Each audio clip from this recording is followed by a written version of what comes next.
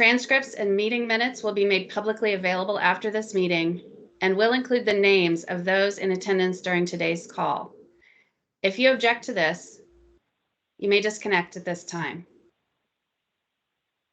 This is a meeting of a federal advisory committee established by the Native American Graves Protection and Repatriation Act of 1990. And this meeting is regulated by the Federal Advisory Committee Act, or FACA, and its implementing regulations. FACA requires that meetings be held in public at reasonable, accessible locations and convenient times, and with adequate notice of each meeting published in the Federal Register. This meeting was noticed in the Federal Register on June 2nd, 2021. FACA further requires that committee have a valid charter issued by the Department of the Interior and renewed every 2 years. The current review committee charter was filed on behalf of the Secretary of the Interior on November 27th, 2020. The Act and the Charter govern the objectives and scope of activities for this committee. The purpose of this committee is to monitor and review the implementation of the inventory and identification process and repatriation activities required under Section 3003, Inventory, 3004, Summary, and 3005, Repatriation of NAGPRA. A list of the specific responsibilities of the committee can be found in the Act itself and the Charter. In carrying out these duties, the committee reports to the Secretary of the Interior through me, the designated federal official. The duties of the review committee are solely advisory.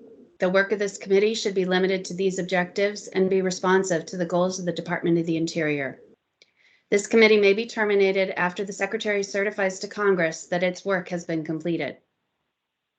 Under FACA, committee membership is required to be fairly balanced in terms of points of view represented and functions to be performed. To achieve this, NAGPRA established that the review committee would be comprised of 7 members. 3 members nominated by Indian tribes, Native Hawaiian organizations, and traditional Native American religious leaders. 3 members nominated by national museum organizations and scientific organizations, and 1 member appointed from a list of persons developed and consented to by all other members. All members of the review committee are appointed by the Secretary of the Interior and serve as special government employees. With that as an introduction, I'd like to start with a roll call of the committee members. Please answer out loud. John Beaver? Present. Honor Keeler? Present. Barnaby Lewis? Present. Timothy McEwen? Present. Frank McManaman? Present. Armand Minthorn? Here. Shelby Tisdale? Present. I'd like to take a minute to acknowledge the individuals who are assisting me today in conducting this meeting. With me today are attorneys from the Department of the Interior Office of the Solicitor. Brady Blasco is with the Division of Parks and Wildlife. Stephen Simpson will be joining us later. He's with the Division of Indian Affairs. From the National NAGPRA program, Lisa Koszelski is the Review Committee Coordinator, responsible for organizing this meeting and preparing the minutes and transcripts of these proceedings. I would like to briefly outline the series of meetings and the focus for each meeting. On June 28th, the Review Committee met to take action on procedural issues necessary to conduct these meetings and to prepare for future deliberations. Last week, on July 7th, the Review Committee designated Armand Minthorn as chair of the committee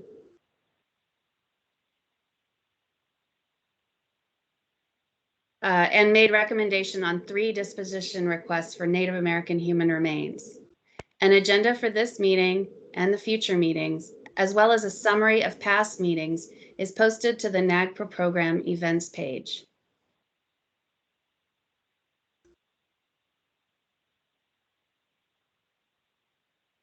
At today's meeting, the committee will hear 2 disposition requests for Native American human remains. Under the NAGPRA regulations, the Secretary has asked the committee to recommend to the Secretary specific actions for the disposition of any human remains not already addressed by the regulations. Material related to the 2 requests is also available on the NAGPRA program events page. This is important and meaningful work, and I know that we are all looking forward to resolving these issues for the museums and Indian groups who have requests before you today. At the next 3 meetings, July 21st, August 10th, and August 19th, there is time allotted for presentations by museums, federal agencies, Indian tribes, and Native Hawaiian organizations on the implementation of repatriation activities under NAGPRA. Anyone who is interested in making a presentation should contact me with your request. At this time, I have no requests for presentations. There is also time allotted for additional disposition requests on August 10th and August 19th. Material for those requests must be submitted to me 20 days before the meeting. At this time, I have no requests for disposition that are pending. Every meeting of the review committee includes time for public comment as required under FACA. Within the scope of NAGPRA, the review committee is very interested in receiving public comment on the progress made and barriers encountered in implementing repatriation activities under NAGPRA. If you're interested in providing a public comment during this meeting or at future meetings, please let me know. Later today, I'll turn on the chat feature for this meeting, or you can raise your hand to request to make public comment. You can also email me to make your request. Mr. Chair, before we begin with the agenda for today, would you like to provide an opportunity for an invocation or a traditional welcome?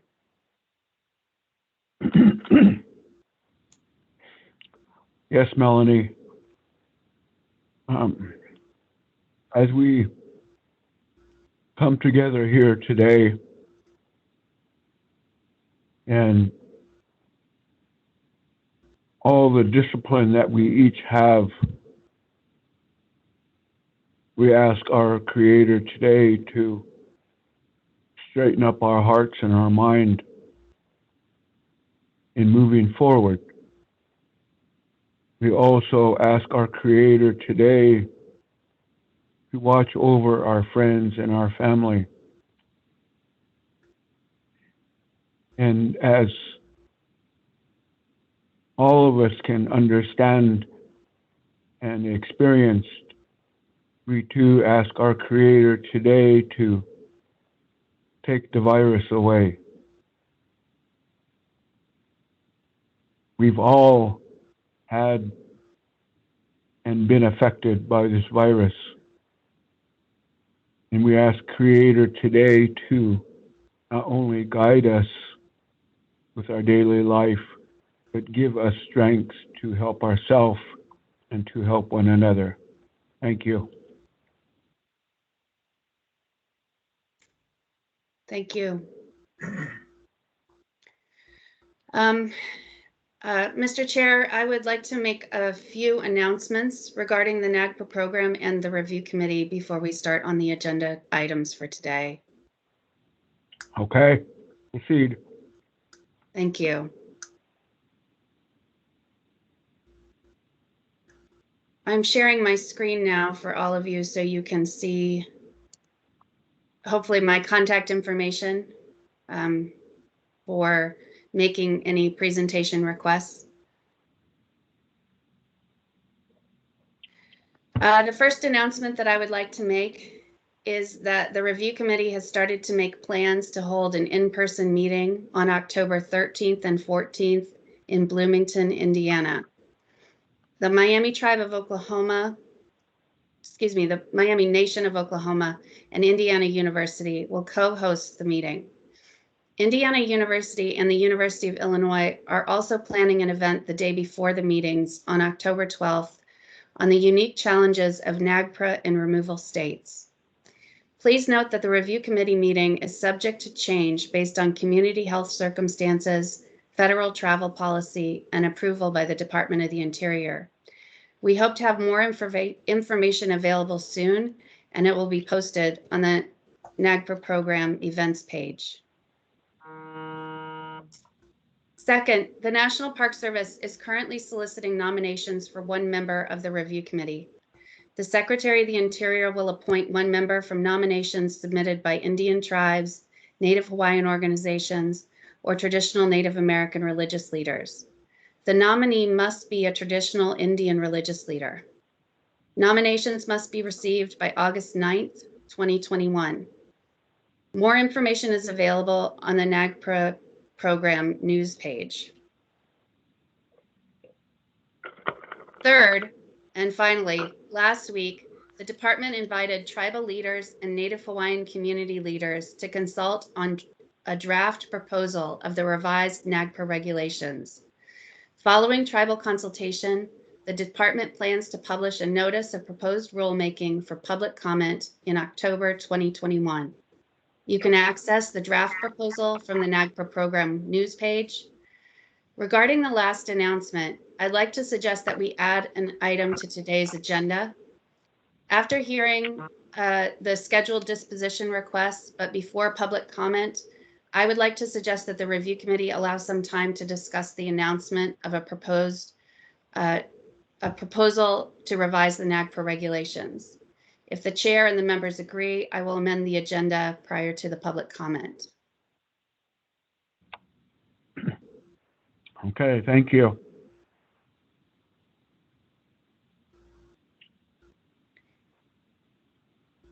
Would the committee like to have some time on the agenda to discuss the draft proposed regulations? Committee members, comments, questions? This is Frank. I was glad to see these draft regulations appear in public. The committee's been discussing this with the National NAGPRA staff for nearly 2 years now, I think. So I'm not sure the committee members are prepared to discuss the specifics of the draft. I know I would not be in terms of that, but I think we might discuss how the committee wants to approach preparing comments to provide to the National NAGPRA program and to the secretary about this draft, and recommend that those recommendations be taken into account before a set of the proposed amendments or revisions are published for public notice.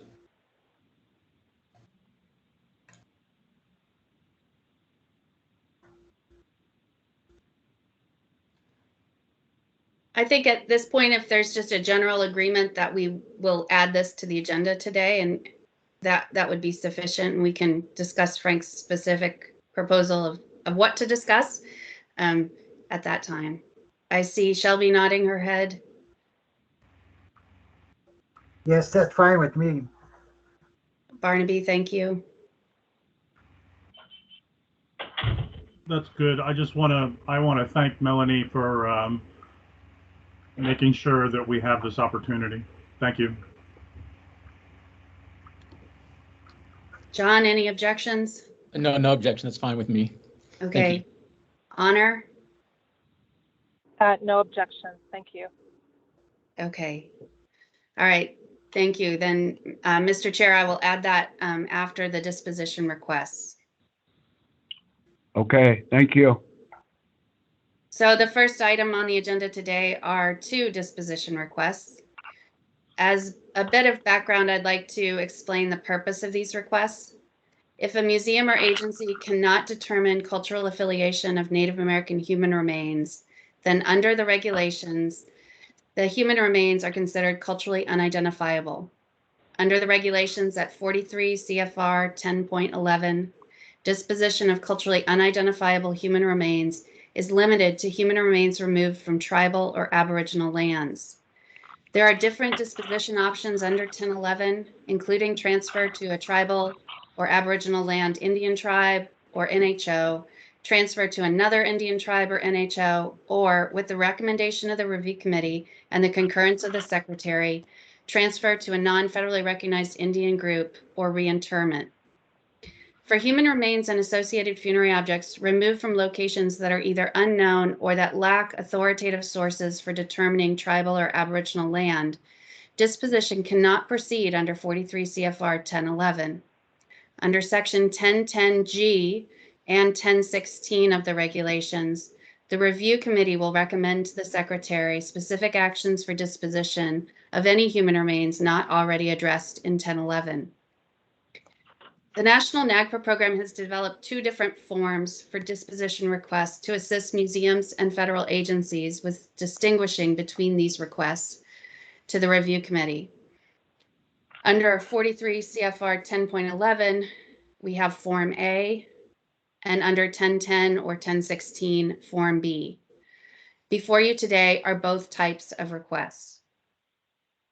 In the cases before you today, the review committee's recommendation on the disposition is submitted to the Secretary of the Interior, who concurs or does not concur with the committee's recommendation. With the Secretary's concurrence and the publication of a notice in the Federal Register, the museum or federal agency may proceed with the disposition. Boston University has submitted 2 disposition requests for human remains from an unknown location using Form B, and for human remains from Aboriginal land of an Indian tribe using Form A. In both requests, Boston University plans disposition of the human remains to a non-federally recognized Indian group, the Nipmuc Nation. For Baylor University, again, 2 disposition requests for human remains, one from an unknown location in Texas and the other from an unknown geographic location, both in this case using Form B. In both requests, Baylor University plans to reinter the human remains according to Texas state law.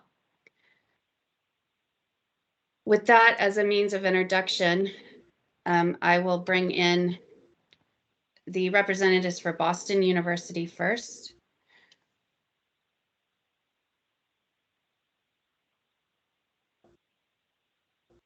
Catherine, you should be able to unmute and turn on your video.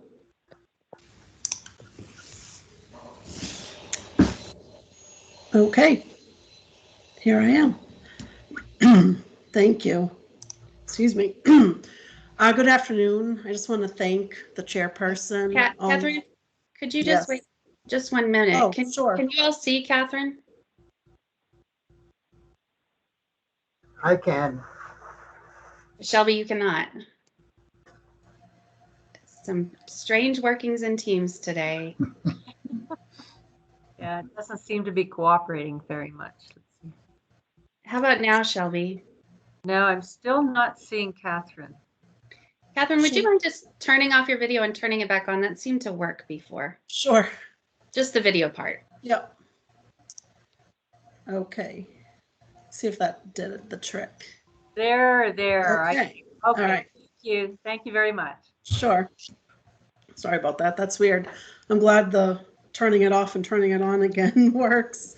It's the magic button for everything. Okay, so thank you to all the members of the review committee and the chairperson, and also the National NAGPRA program for allowing us to be present today. My name is Kate Maluk. I'm the Associate Vice President for Research Compliance at Boston University. And I'm joined by a few others today, and I can have each of them introduce themselves. I just want to note in your materials, it did say that Elaine Thomas from the Mohegan Tribe of Indians of Connecticut was originally listed as a presenter, but she's no longer planning to participate. So we have Ray Gould of the Nipmuc Nation Hassanamisco Band. She's their NAGPRA representative.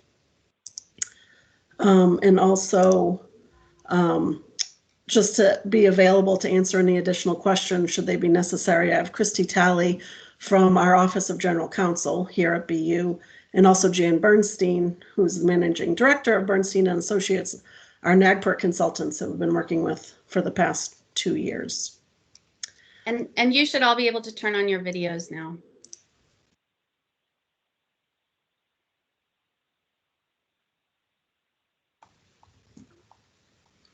Okay. Great. So Boston University is seeking 2 disposition recommendations for human remains, as Melanie summarized. So we have representing 1 individual from Grafton, Massachusetts, and 1 individual from an unknown geographic location. The Nipmuc Nation has requested disposition of both ancestors. The Nipmuc Nation is a recognized tribe of the Commonwealth of Massachusetts. We notified 10 federally recognized tribes during this process. None of them have contested these disposition requests. 6 of them are in support of the disposition to the Nipmuc Nation. Just a little bit of background on BU and my experience with NAGPRA. So about 2 years ago, BU revitalized our NAGPRA compliance program upon the discovery of these ancestors. I was named the university's NAGPRA coordinator and got up to speed as quickly as I could on something that I really had no experience with prior. So it's been a learning experience for me. Since then, we have repatriated one ancestor to the Seminole tribe in Florida, and would like to repatriate these two ancestors. We have reviewed all of our collections throughout the university. Our archaeology program is the only entity within the university that has NAGPRA associated items. We're continuing to work with Jan Bernstein and Associates to ensure that we're compliant with NAGPRA, and our goal is to promptly repatriate all ancestors and cultural objects.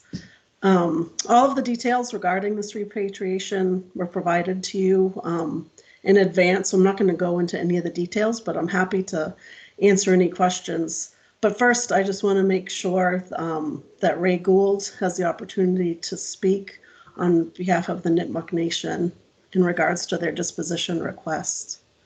So Ray, take it away.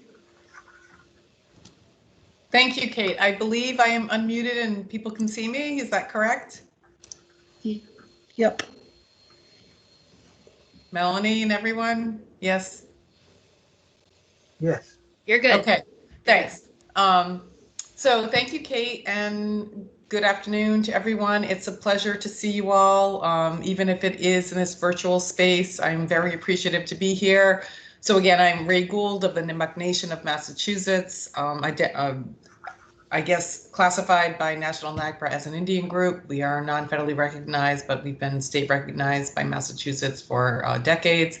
So I have served as the NAGPRA representative for my tribe for 20 years or so, and have also been engaged in NAGPRA on the institutional and the educational level.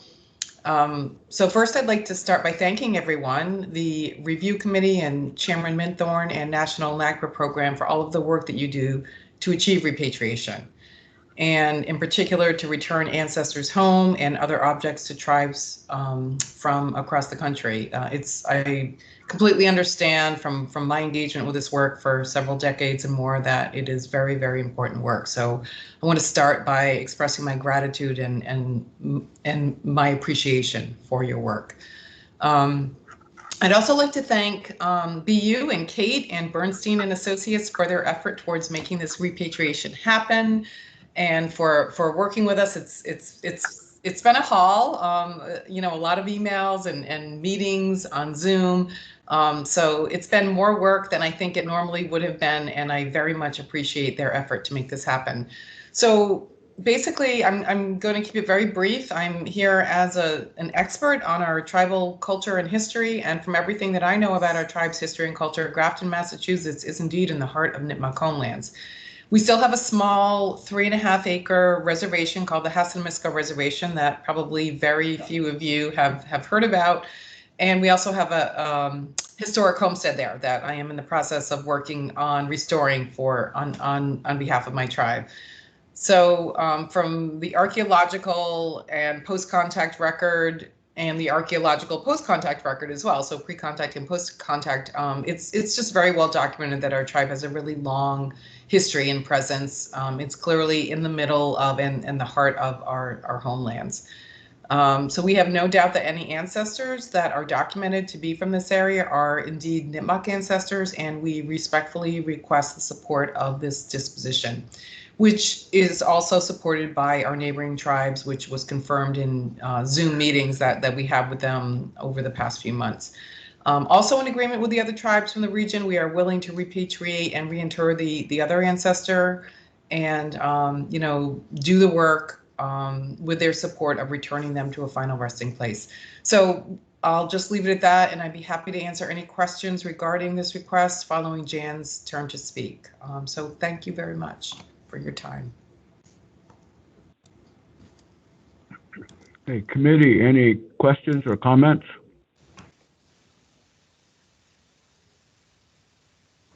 I think we have Jan Bernstein speaking next.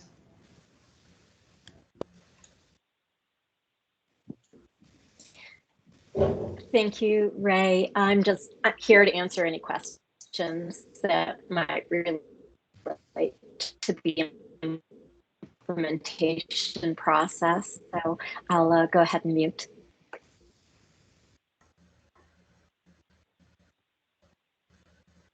Thank you. And again, Armand is calling in on the phone and doesn't have access to video, which is a bit of a challenge with these virtual meetings. So Armand, I think you were ready to take any questions from the committee. Yes. Any questions or comments from the committee? This is Frank. I have a few additional questions. The packets were pretty detailed in terms of the information that was provided, but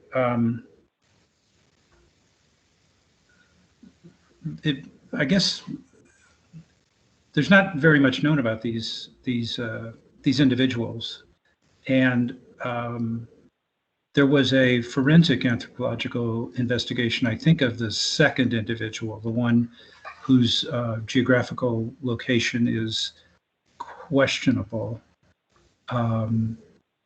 that suggested there were Native American characteristics that are typical of Native American in the available skeletal materials. There wasn't anything like that for the first individual, and I just asked the question: what makes it likely or certain that these two sets of remains are Native American? I have a further question just about how Boston University apparently missed including these two sets of remains when they did whatever initial NAGPRA inventory and consultation activities that I presume were carried on when the law was first passed.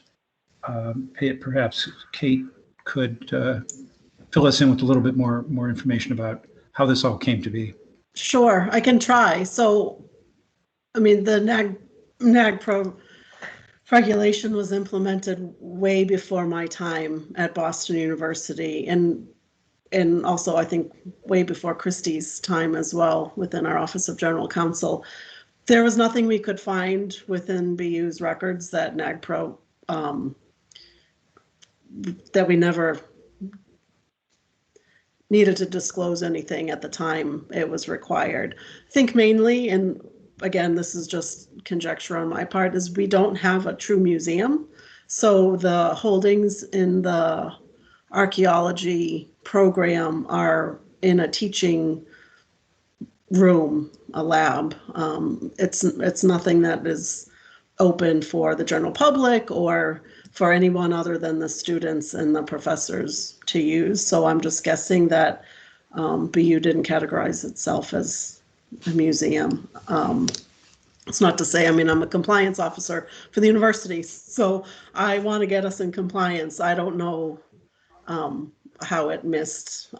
Maybe there was no centralized compliance office at that time. I know there wasn't. Certainly no excuse, but we're doing everything we can now to do what's required and what's right. As far as the determination of the culturally identifiable ancestor, I'm going to defer to Ray on that, or Jan. I think, it's truly, we didn't have any information other than what you saw in the packet. I mean, it's just a label saying Grafton, Massachusetts, without much else. That was it, which is unfortunate. Yeah, I mean, I think in this case, oh, go ahead, Jan. I was going to say if we have convenience and some sense of a time frame, but I'll defer to you. Thank you, Ray. Frank, if I understand correctly, your question was about the determination if the individual is Native American based on biology. Is that correct? Yes, it is. I'm looking at a couple of the forms, for example, not sure which form it is actually on, but there's a list of the different types of evidence that are used to reach various sorts of determinations about the individuals or the funerary objects that are described. And none of those boxes are checked. You know, archaeological, anthropological, biological, etc. There is a suggestion that the Nipmuc tribe, Nipmuc Nation, has, you know, agreed to accept these remains, but there's little or no information about what the reasoning was behind why these are considered to be Native American. In the second instance, the instance of the individual who's not associated with Grafton, but was found in the teaching laboratory, the Boston University Forensic Archaeology program did a careful analysis of the actual physical set of remains, and they found some characteristics that suggest the individual may be Native American. So there's some biological information there, although there's no cranium. These are all postcranial remains, and typically it's the cranium that may have the most characteristics that, you know, assist physical anthropologists in making those kinds of determinations. So I'm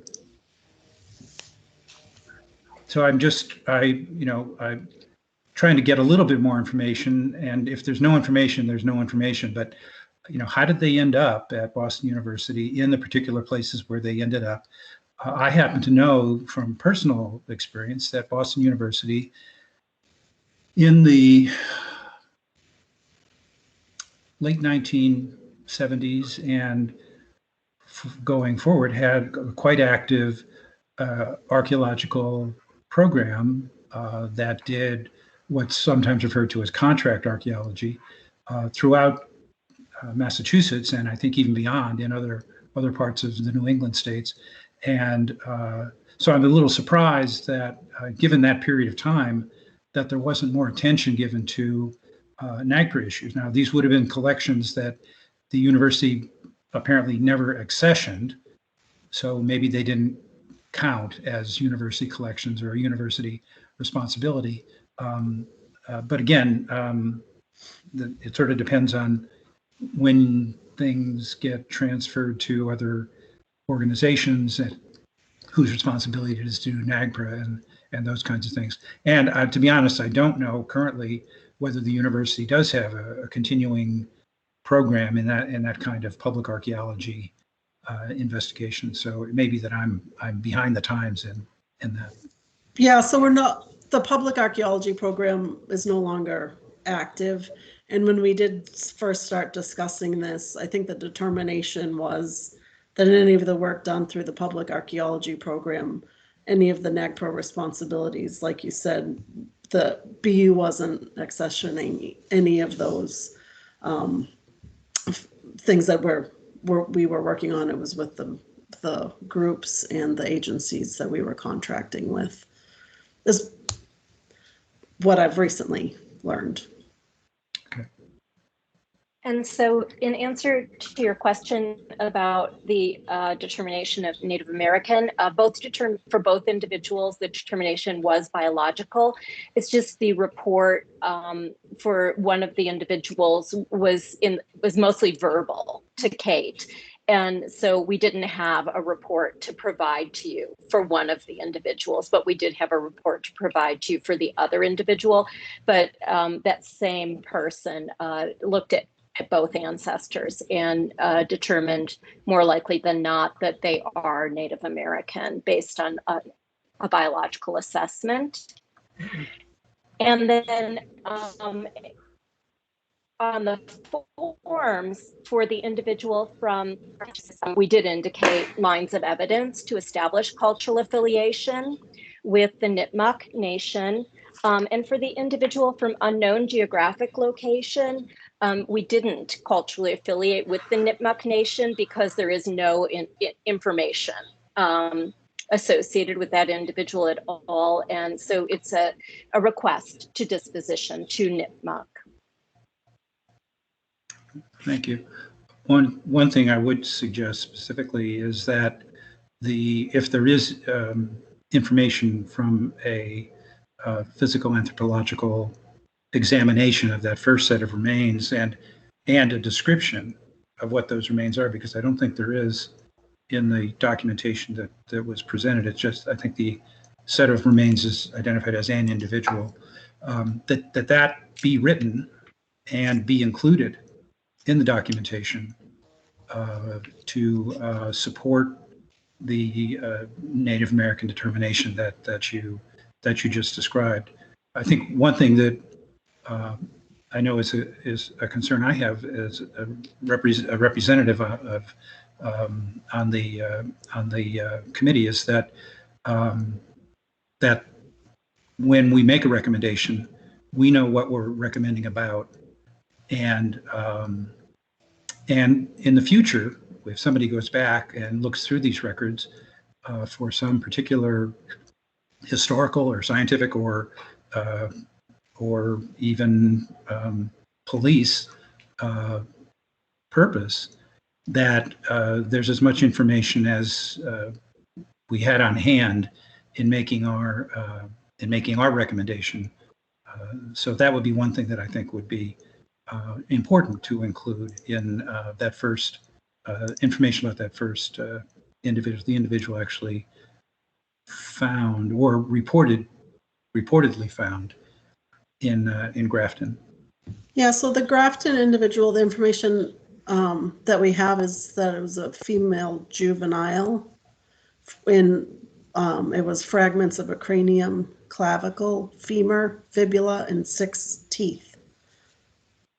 And that's in the our inventory document that is towards the end of our informational packet for the Grafton individual. Okay, I must have missed that. Is that from the forensic laboratory as well? The same individual that did the other? No, it's our inventory report. Okay, and Hi, Hi, it's Ray. I'm sorry. I can't multitask and have all of these documents up at the same time. I'm very very cognizant of the precedents that are set by the work of the review committee and each disposition. So I'd like to start by acknowledging that. But I wonder if what we're getting to here is there any temporal data that perhaps speaks to when this ancestor may have, been interred in their original resting place? Yes, that would be good information as well. I quite agree with you. For myself, reading over the material that we have, the first time we encounter this set of remains is they're found either in the teaching laboratory or in the archaeological collection. And I don't think there's any information about how they got there or when they got there. So that's one of the reasons I ask about the prior archaeological activity. It seemed that, they might have inadvertently become separated from some other part of the collection that was made as part of one of these public archaeology projects. Yeah, unfortunately. Apparently not, Yeah. We don't know. So Ray, do you have additional information about when they might originally have been interred?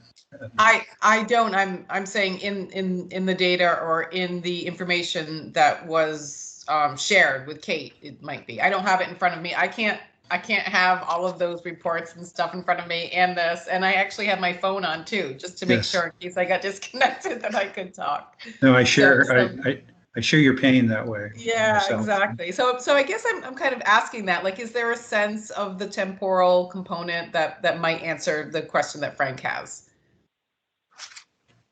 All the information we have, we supplied, which is no information, unfortunately. It's very frustrating.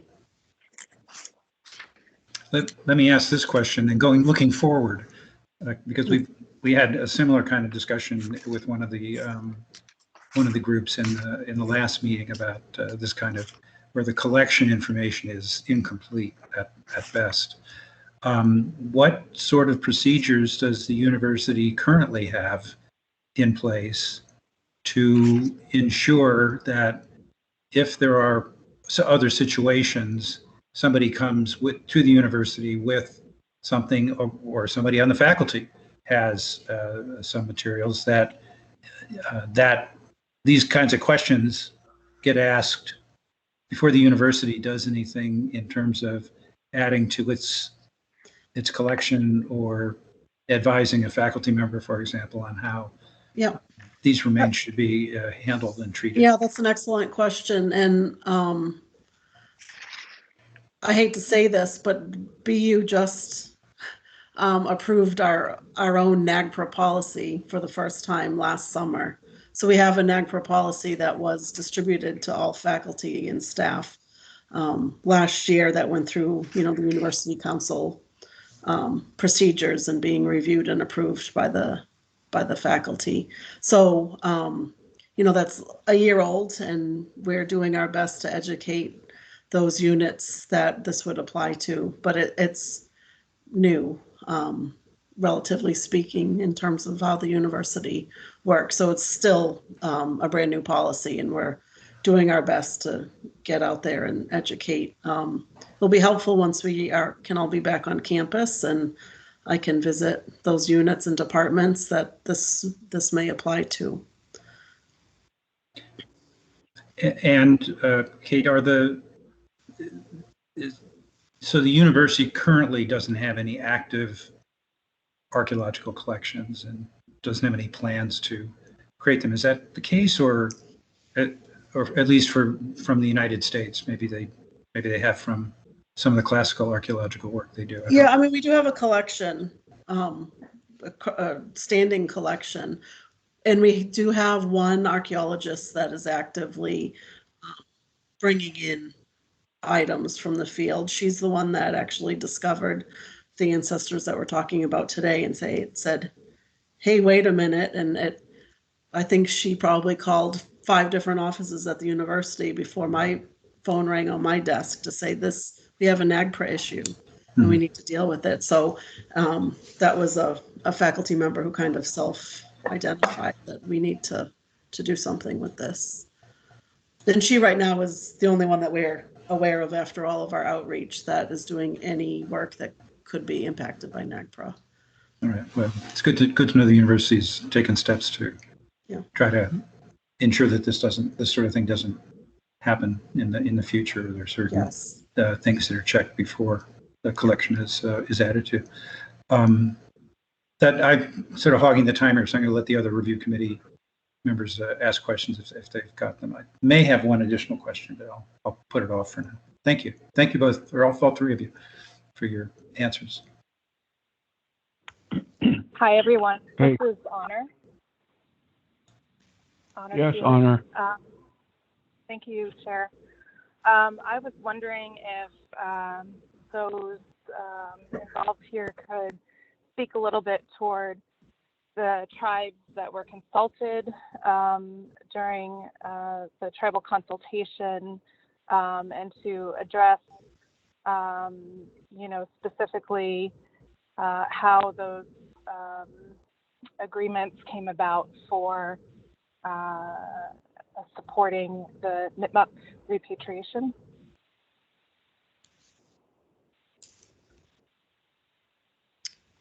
Sure. So I think I understood your question on how the consultation occurred with the other tribes. And that I will give all the credit to Jan and her staff for doing all of the busy work on helping us contact all of the tribes and having the contact information and reaching out and following up to give everyone an opportunity to consult. But we did have a Zoom call that Ray had mentioned, and followed up by, I think, the information that's in your packets with their letters of support regarding the disposition of these 2 ancestors. Yes, I'd like to add that it was months ago, but my recollection was Aquina was on the Zoom call. I know Mohegan was. I know you got written support from Narragansett. And I think this is speaking to Honor's request for specifics, maybe, of like which tribes, because there were numbers given about the numbers of tribes consulted and then which tribes supported it. So maybe that is more Sure. a question. Yeah, in so we details. contacted, yeah, I can give you, sorry, I didn't understand the question. The tribes, the federally recognized tribes that we contacted and consulted with regarding this disposition request was the, and I apologize if I mess up any pronunciations, the Mashantucket Pequot Indian Tribe, Mashpee Wampanoag Tribe, Mohegan Tribe of Indians of Connecticut, which I had mentioned earlier, Narragansett Indian Tribe, Stockbridge, Muncie, and Wampanoag Tribe of Gayhead. And during, I mentioned our repatriation of the ancestor from Florida. And at that time with the ancestor of unknown location, we consulted during that time as well. And they deferred on that. Did I miss anyone, Jan?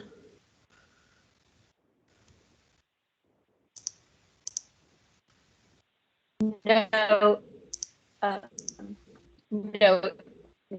no, Kate, you listed everyone that we reached out to with that initial letter and then in consultation. Thank you. And there was broad scale support for the repatriation, correct? There was what Yeah, type of support? Sorry, I didn't hear you. There was broad scale agreement on this repatriation to the NITMA community. Yes. Okay. Thank you.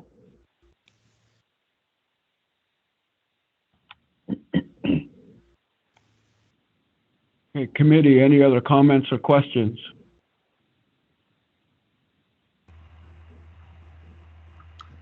I just want to say that I think that this is a good model of how, given attention to detail, collaboration amongst the Native community in particular areas, dispositions to non-federally recognized groups has been quite contentious.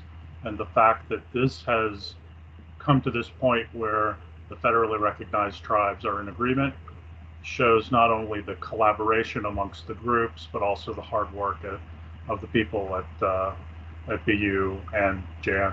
So thank you.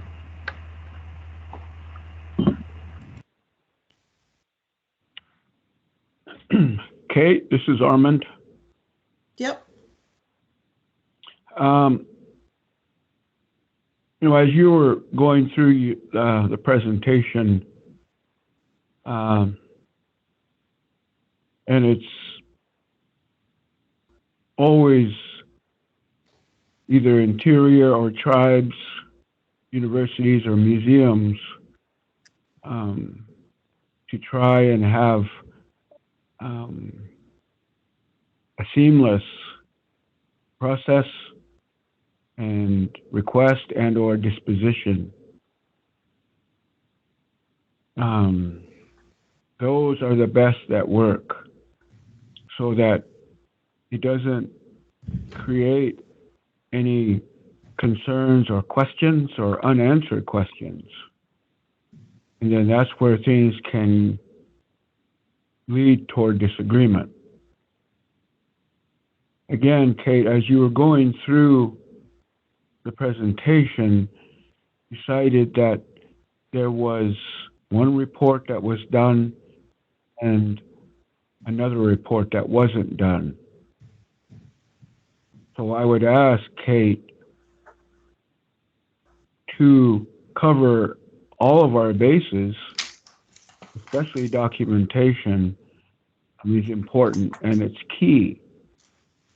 So the question, Kate, is why cannot there be another report for the individual that doesn't have a report? Sure, we can work. I can ask our forensic anthropologists to draft a formal report regarding that. review. He did. Okay, that would help tremendously so that we don't leave any loopholes or any gaps. And that's just, a sense, Kate, so that we can go forward with this and we don't have any open ends after everything is done. So thank you, Kate. Sure, thank you. Thank you, Armand. I appreciate your support on that question. The particular report that I had in mind, if it helps, would be something for the first individual that's very similar to, maybe even by the same individual. It was Dr. Tallman at the Forensic Anthropology program at the Boston University School of Medicine. His report is the last 2 pages of the second submission that we've been talking about, and a similar report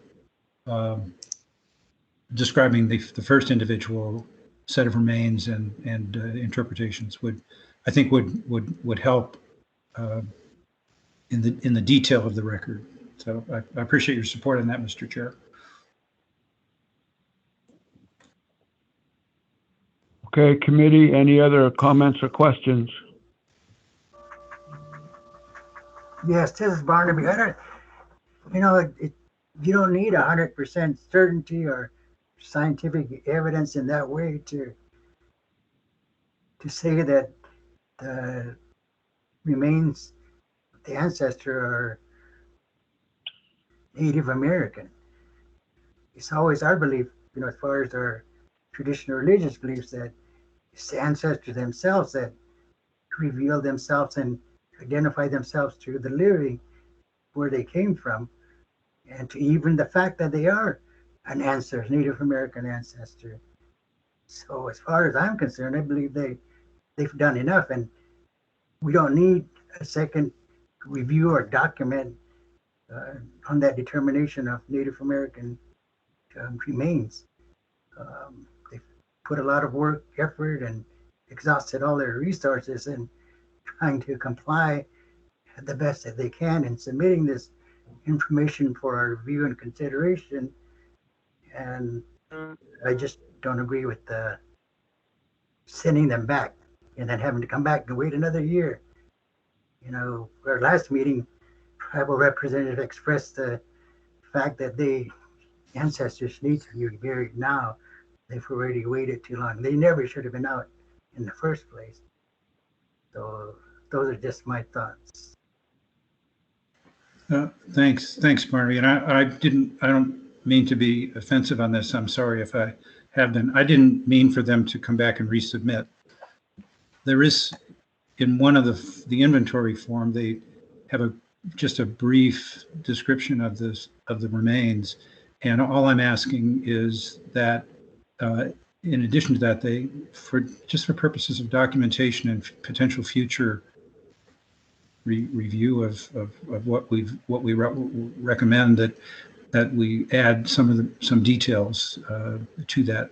Not that would change the determination at this point. It's just a matter of trying to flesh out the record a little bit better than it's currently there. And I think Kate said that she had that information verbally from Dr. Tallman, and this would just put it down on paper and it'd be part of the record. So I didn't mean that we would not recommend it in this case. It's just, many of what papers we're looking at are draft.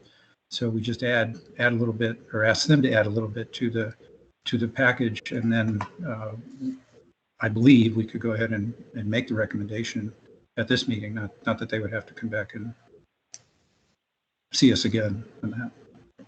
Sorry if I didn't mean to give that impression. This is John. Chair, I don't know if you can see me. I just have a follow-up comment to the previous two comments. And so Frank, if I'm hearing you correctly, that the satisfaction would be that that some acknowledgement, even if it was a verbal conversation for the incest or the individual in question, if that's somehow reflected in the record, correct? Am I understanding you correctly on that point? Yes, yes. It would be good to have sort of the description of the remains similar to what he did for the second individual in written form. In written form, or even if because it seems like it's come out today in the discussions or conversations that there was something had, but it was merely a verbal, more of a verbal confirmation than something that was in print, right? I mean, even if we had received or even if the information that we had received, if it was reflected in the information, that perhaps it wasn't as and even if I'm not sort of advocating for that sort of deeper analysis of that, even if some sort of something in the record that had confirmed that at least a conversation had been had, correct, on the nature of that. Yeah, I'd say at a minimum, I think if it were a little more detailed, it'd be a better part of the record. But yeah, there's some recognition of that these remains, in fact, had characteristics that were Native American, something like that. That's yeah. Thank you.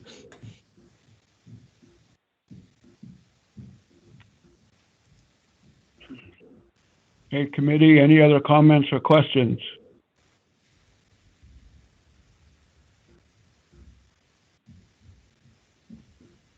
Okay, hearing none. Melanie, let's move forward.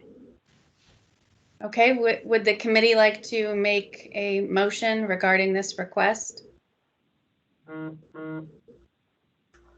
I'd like to make a motion that the review committee recommend to the Secretary of Interior that control and custody of the culturally unidentifiable remains be transferred to the can't remember the tribe, NAGPRA. Hopefully I pronounced it right. Transferred to them, that the Secretary of Interior you approve or acknowledge that proposed transfer.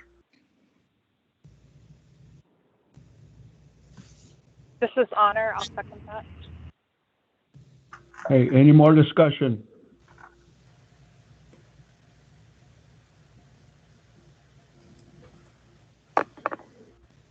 Melanie? Yes, sir. We'll go ahead and call a voice vote. You can respond by saying yes or no.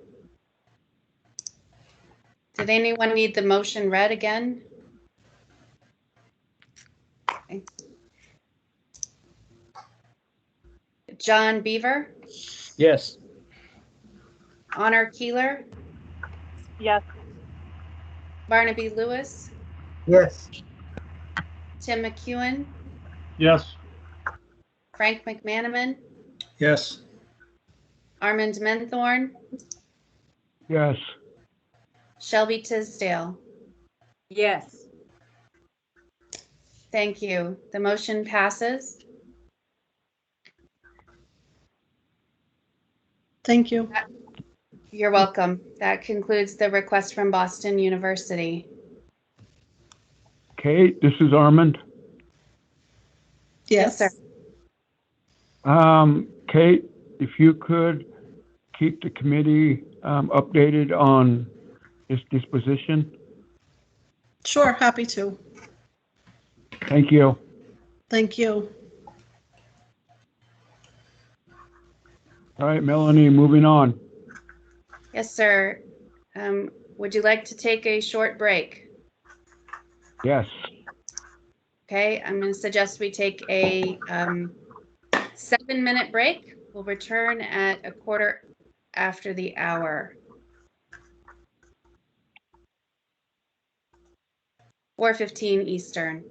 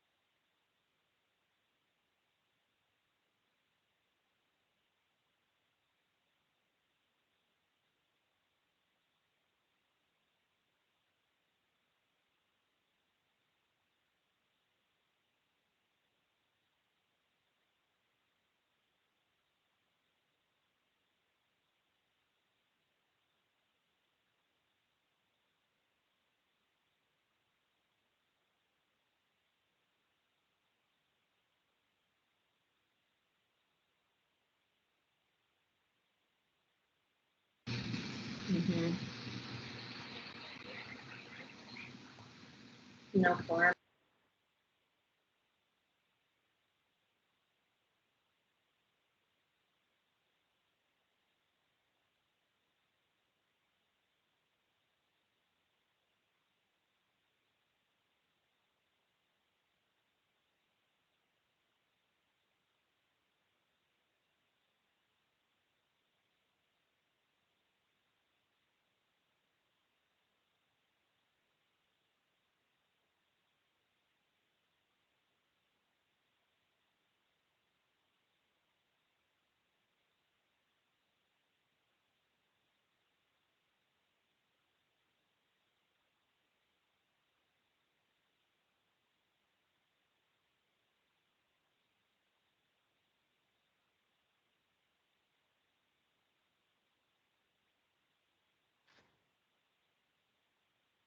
We're ready to get started. If you could please turn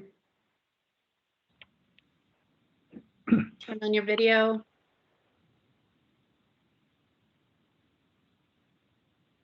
Um,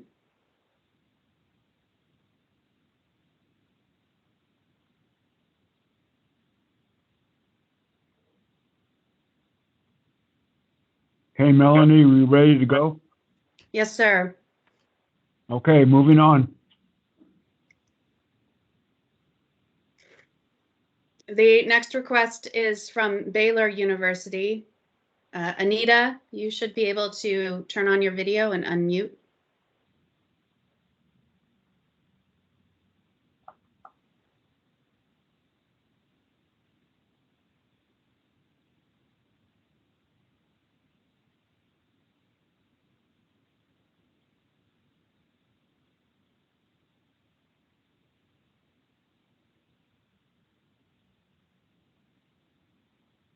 Anita, are you with us?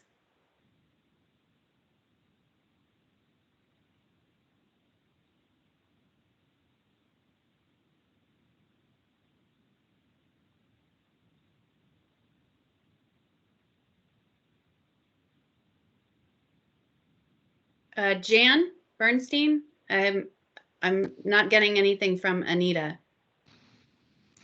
Hi, yeah, this is Jan, and I can see that Anita is connected, and she's got her hand raised.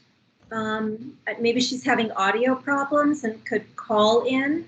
Okay, can you hear and see me now? I can hear you, Anita. Can anybody else hear me or see me? Yes, we can hear you. How about now? Can you see me now? I'm gonna turn my camera back on. Anything? No, Anita, we can just hear you, but we can't see you. Okay, I do not have a screen to share. Can I proceed just with speaking my presentation? Absolutely, Anita. Please go ahead. All right, my name is Anita Benedict. I am the collections manager for Baylor University's Mayborn Museum in Waco, Texas. Jan is also joining in today as our NAGPRA consultant. I want to thank you for allowing us to present today. And I would like to start with a brief history of the museum's NAGPRA activities. The Mayborn Museum is the current iteration of the university's museum, which has existed in some form since the late 1900s and has formerly been known as the Baylor University Museum and the Strecker Museum.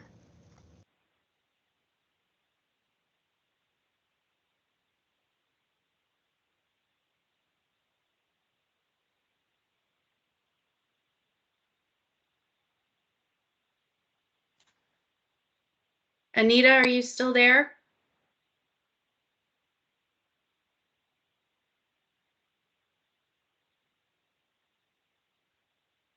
Anita, something happened to our audio feed for you.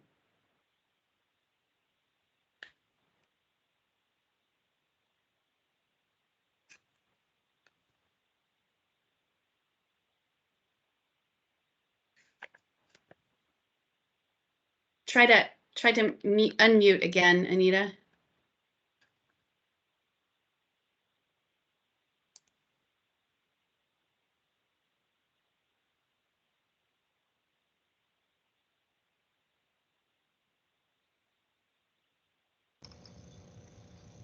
Okay, I've been able to unmute again. I mean, I'm sorry, I'm clicking on it and it's not doing anything until for a while. We can hear you now. Okay, I'll just continue. Yes, please do. Staff had even presented to this committee in 1997 regarding their determination that the ancestors at the museum were culturally unidentifiable. Unfortunately, the committee's recommendations, which were prior to the existence of the regulations for CUIs, resulted in a lack of momentum by the museum. About 6 years ago, I reinitiated work on meeting our NAGPRA responsibilities by doing a thorough review of the old inventory, identifying some additional ancestors, and also finding additional information on some of the ancestors. In 2018, the museum contracted with Jan Bernstein, who has helped us immensely with facilitating the disposition of all Native American ancestors and NAGPRA-related cultural items in our collection. In the last 3 years, the tribes in the museum have reassessed the available evidence associated with the ancestors described in our culturally unidentifiable inventory.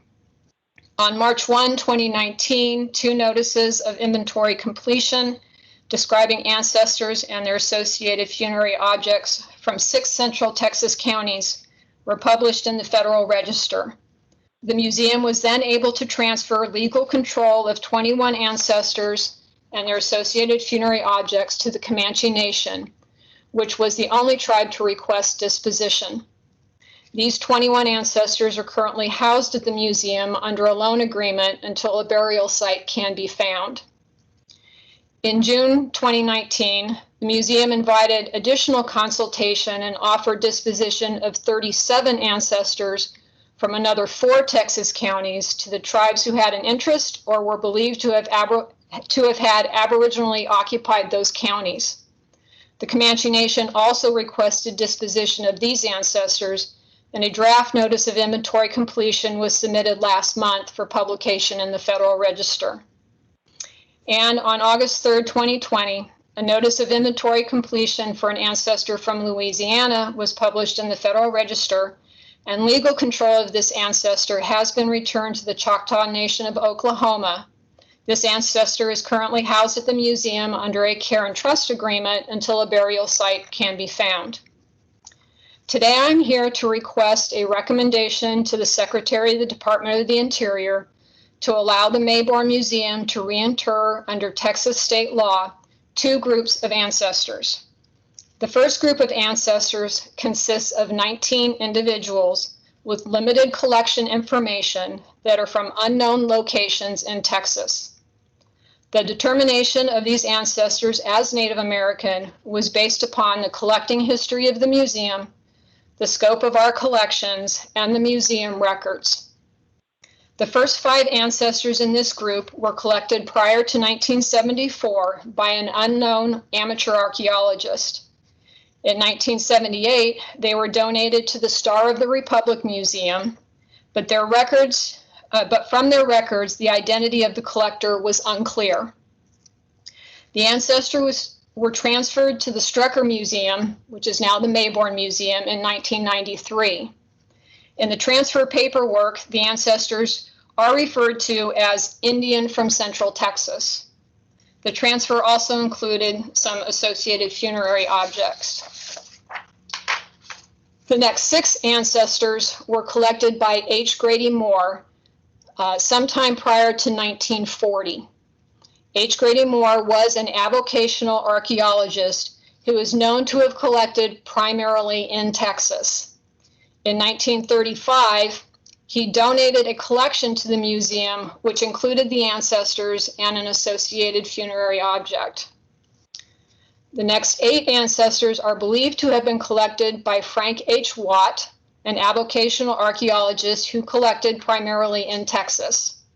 7 of these ancestors were acquired by Dr. John Fox of Baylor University's Anthropology Department, either by transfer to the department from the Texas Archaeological Research Laboratory in 1981, or Dr. Fox may have acquired them from Mr. Watts' estate after Mr. Watts passed away later in 1981.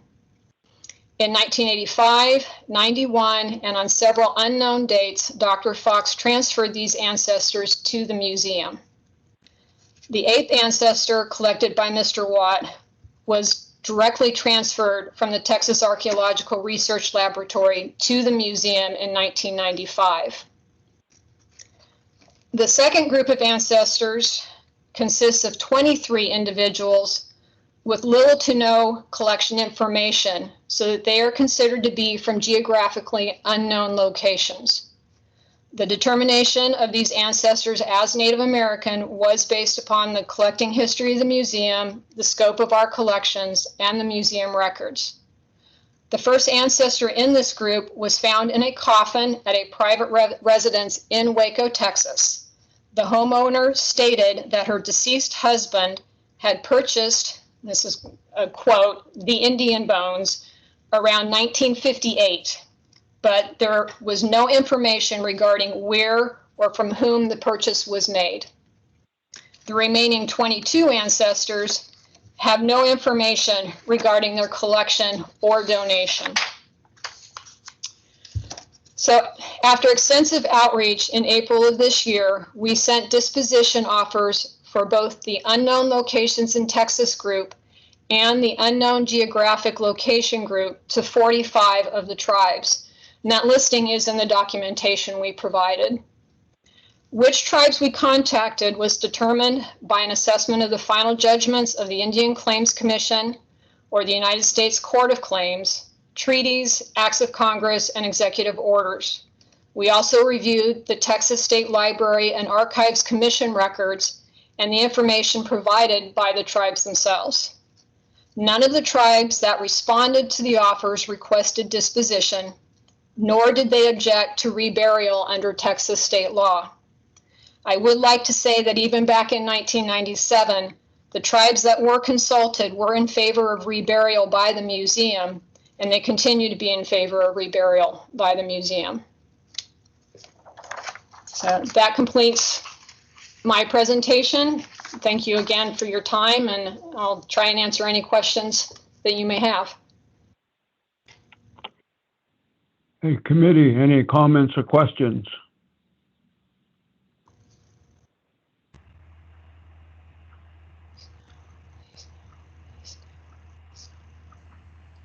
This is Frank. I have one question.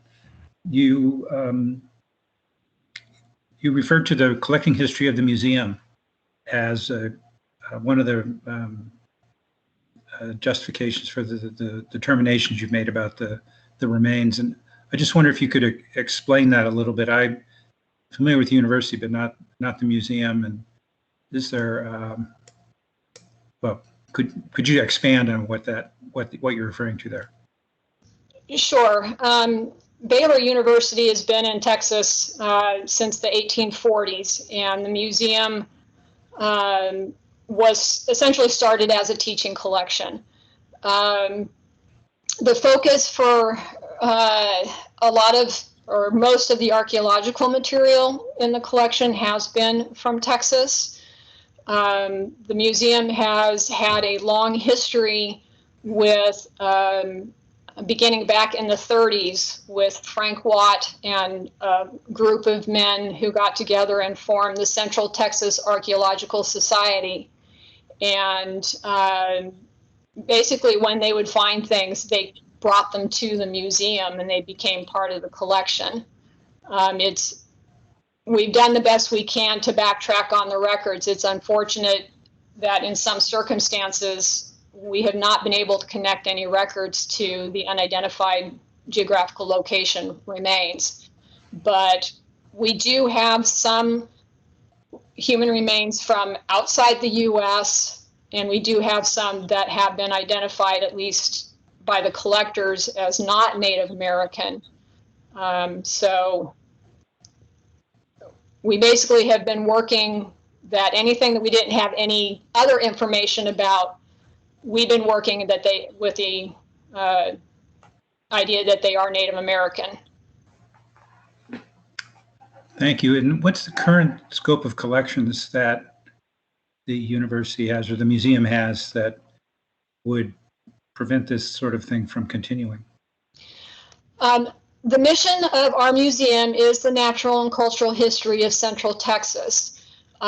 We do not accept any human remains. And I have had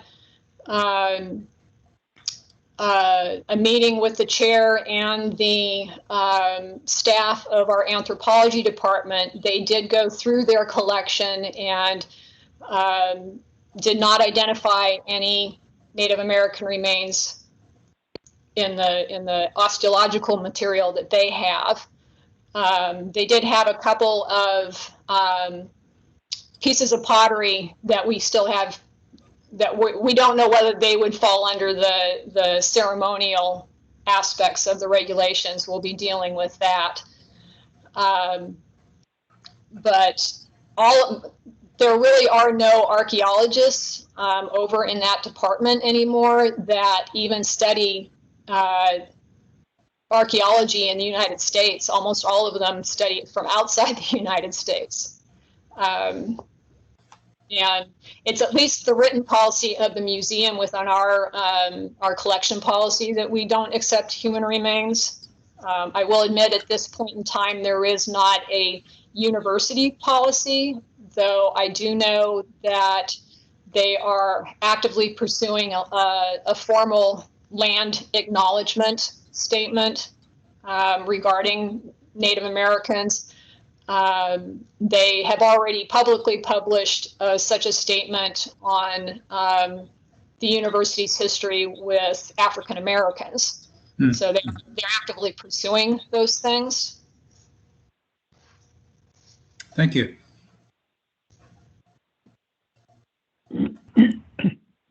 Okay, committee, any other comments or questions? This is Tim. I remember the last time the museum came before the committee, and I'm happy to be on the other side of the table to hopefully hear this resolved at this meeting.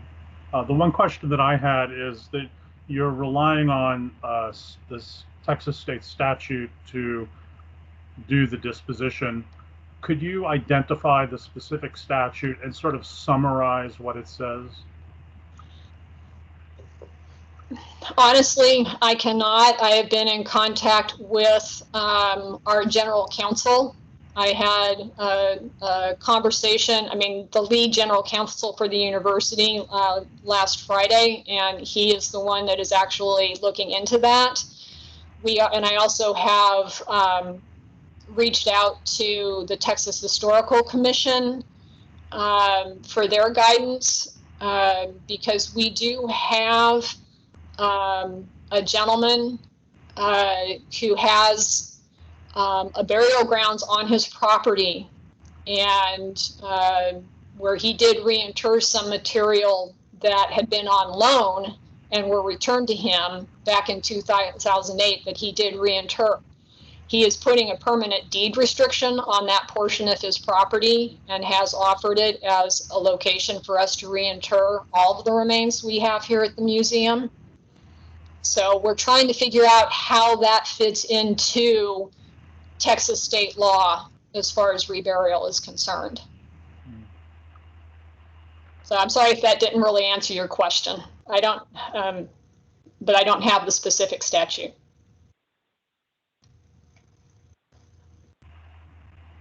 Not knowing Texas state law, I guess it does give me a little concern over the possibility that Texas state law may preclude it. I just don't know. I don't know what the law says, and I think it would be useful to sort of resolve that issue. I'm not recommending that we sort of hold this up in any way, but I do think that it's, I think it would be useful to do the research on what the relevant part of the code is, and perhaps in the notice that you would publish, that you would include at least the citation not a doctoral dissertation on what the law says, but at least a reference to which part of the code you're relying on. Okay. I do know that there have been Native American ancestors reinterred in Texas, so I know that it is that it has been allowed. I just don't know the specifics. But yes, we can find that information and add it to the notice. Thanks. Melanie, this is Armand. Yes, sir.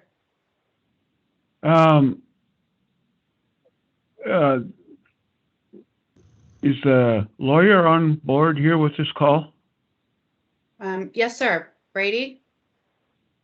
Brady, do you have any comments to the last two speakers and the topic?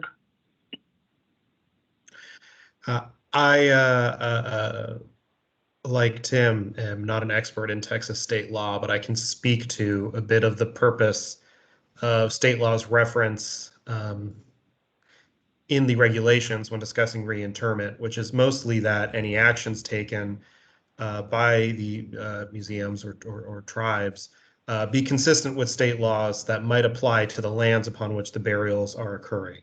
For the purposes of the committee, it's not necessary to review the sufficiency of state laws or have a judgment on those as much as it is to ensure that whatever decision they're making would still require that consistency with the federal regulations, that if burying on land within a state laws that might apply to that land are complied with, which in this case I believe that is what the presenters are getting at if they don't have the specific statutes in place yet, but they seem to be working with council on ensuring that compliance would be fulfilled. Okay, thank you, Brady. So, Anita, this is Armand. Yes, sir. So during the presentation, you cited two sets of human remains. The first one consisting of 19 individuals, and then the second set consisting of 23 individuals. Is that correct? Yes, sir. Okay, the first set, 19 individuals, are there associated funerary objects with these 19 individuals? There are a few, yes. Okay, so when you say a few, how many? Just a moment and I will give you the specifics. In the first grouping that came from that we got from the Star of the Republic Museum, there is one lot that it consists of 2 shells, 2 rocks, and some pieces of chert. In the second set that was from H. Grady Moore, there's only one, and it's an animal bone. And the ones from Frank Watt, there is a lot of animal bone fragments and a lot of shells. And those are all, for that group, that's all of them. Okay, so second question, Anita. Now the second group that consists of 23 individuals, there are no associated funerary objects with this set? Actually, there are with 2 of them. There was one that has a lot of basically snail shells, freshwater bivalves, limestone rocks, some animal bone fragments, and then another ancestor that had 1 animal bone associated with it. Okay. And then last question, Anita. So what's being proposed is reburial under state law, Texas law. Yes. So the question, Anita, is where is the possible reburial site for these 2 sets of human remains? At this time, we are working, as I said, with, we're hoping that we can work with this private landowner. His property is in Bell County, which is basically right smack in the middle of central Texas. I'm not sure if you know where Fort Hood is. The property is down there. It is already known to have Native American remains or ancestors buried there. It was a village. And the gentleman is, who owns the property, his family is looking at putting a permanent deed restriction on that portion of the property. And we're just starting to work on this agreement, but the proposal right now is that a position here at the university, whether it's my position or the museum directors or someone else in the university administration, that person would essentially take, in addition to the family, take the responsibility just to monitor the site to make sure that 30, 40, 50 years from now, it's still protected by that deed restriction. If for some reason that we're not able to do that, and I'm sorry, to back up, he is also happy to have the Comanche reinsurer the material currently under their control, and he is also happy to have any tribes that want to come down and do whatever ceremonies they consider necessary to come down and do that. But if for some reason we are unable to do that, Jan, if you would help me, because I can never pronounce the name. There is a tribe in West Texas that we have spoken with that has also offered potentially. It's a good 8 or 10 hours drive, whereas to transport everything would be difficult, and the soils there are difficult. But Jan, what is the name of that? Right. So we've been working very closely with the tribes on planning reburial. And we have an offer from Isleta del Sur Pueblo to facilitate reburial.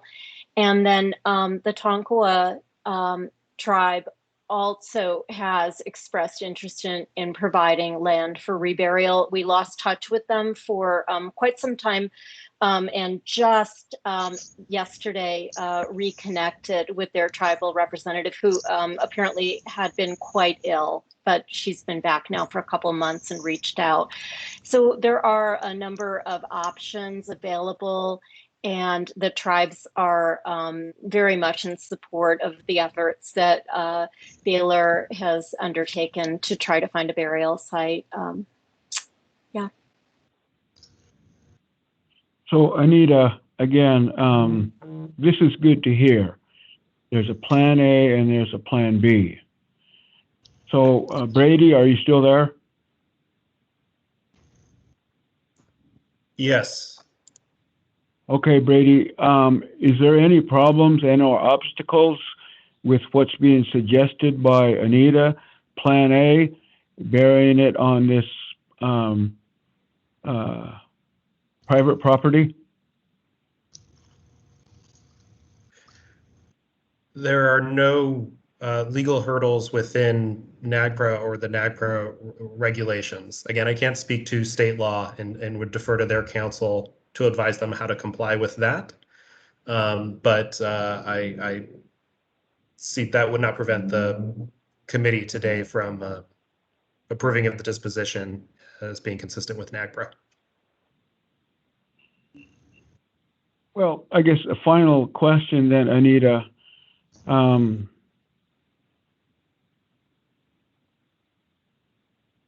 It's always good, again, to have a plan A and a plan B in the event that one of the plans doesn't work for whatever reason or reasons. So would it be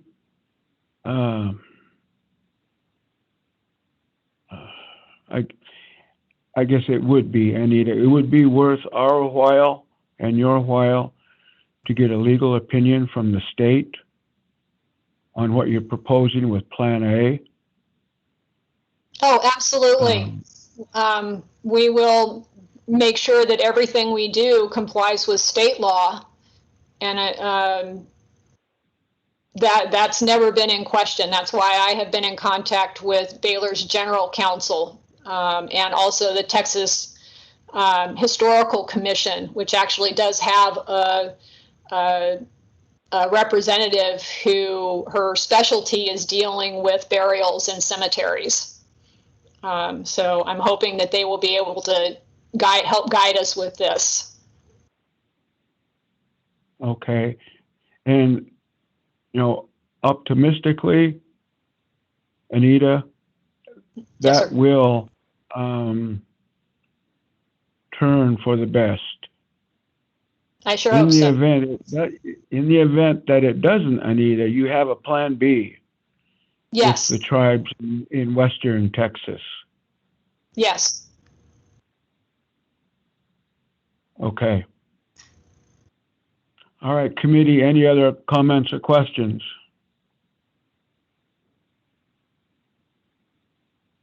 This is Honor. I do have a question.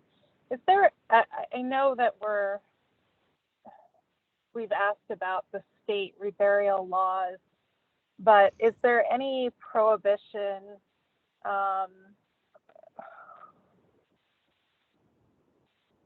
I guess once things fall under state law, I don't know about Texas, and I'm curious about whether Texas has any requirements on cemeteries over a certain age, in case something happens, or, you know, if there's any kind of required archaeological reports, if there's a future you know, reason that cemetery gets moved or anything like that, that the committee should be aware of? In regard to the private property, we have also been in discussion with the landowner about doing a formal survey of the property so that it will have a known extent and be marked in some manner. At this point, I don't know that what we're planning on doing would qualify as an official cemetery with I'm just not familiar enough with the legislation.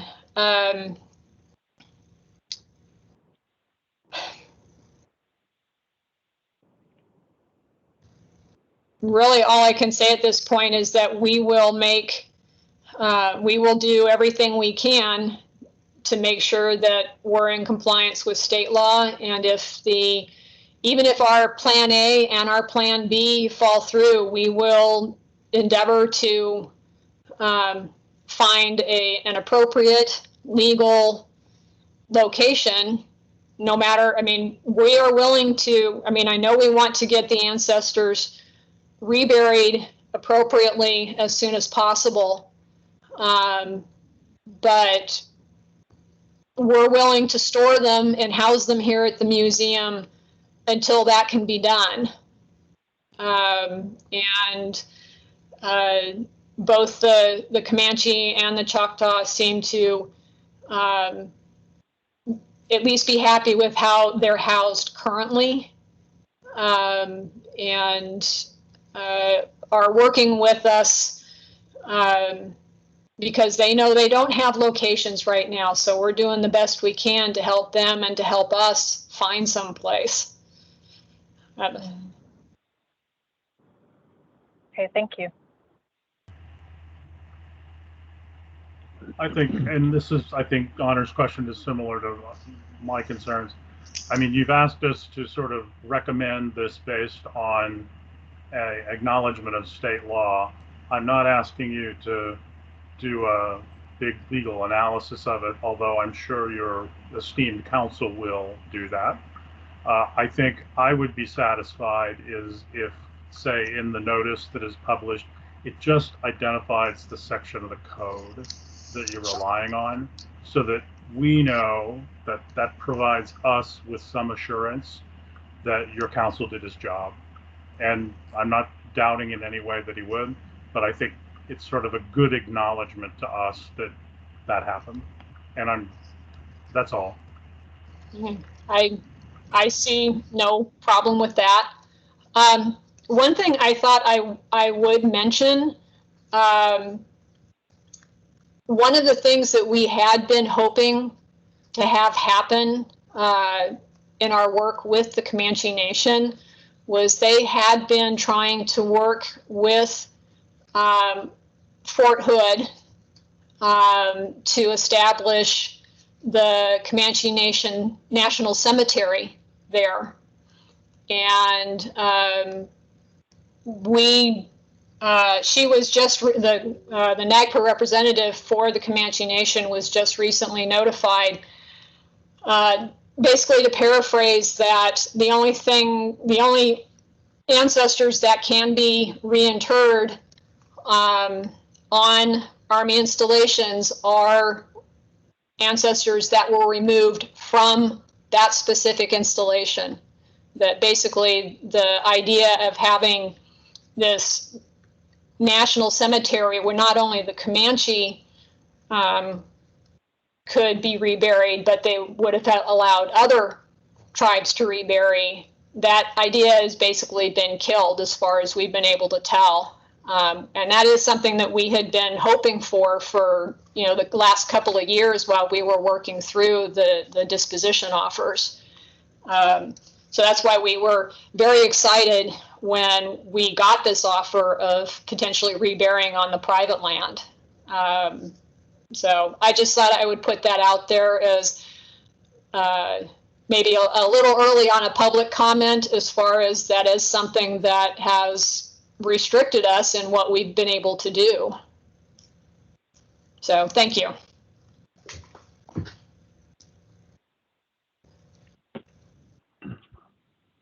Okay, any other comments or questions from the committee?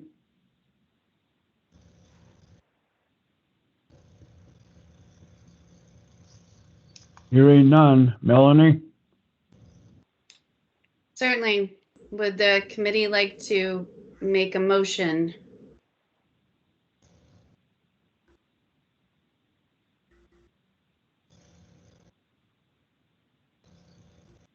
I'll make a motion that the review committee recommend to the Secretary of Interior to approve Baylor University Mayborn Museum Complex to proceed with the proposed reinterment of the culturally unidentifiable human remains and funerary objects in accordance with Texas state law.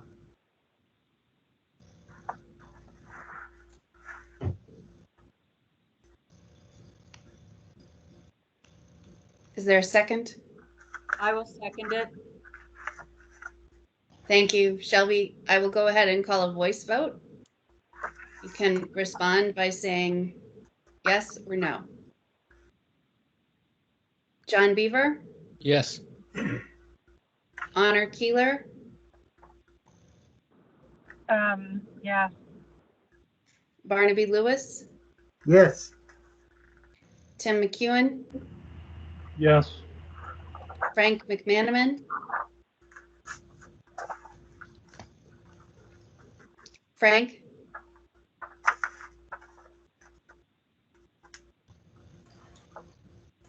Sorry, I was muted. Yes. Armand Menthorn? Yes. Shelby Tisdale? Yes. Thank you. The motion passes. Thank you very much. Thank you, Anita.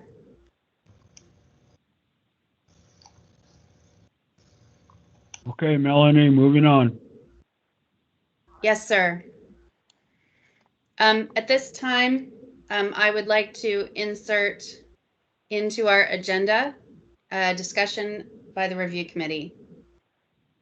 As I announced earlier, last week the department invited tribal leaders and Native Hawaiian community leaders to consult on a draft proposal of the revised NAGPRA regulations.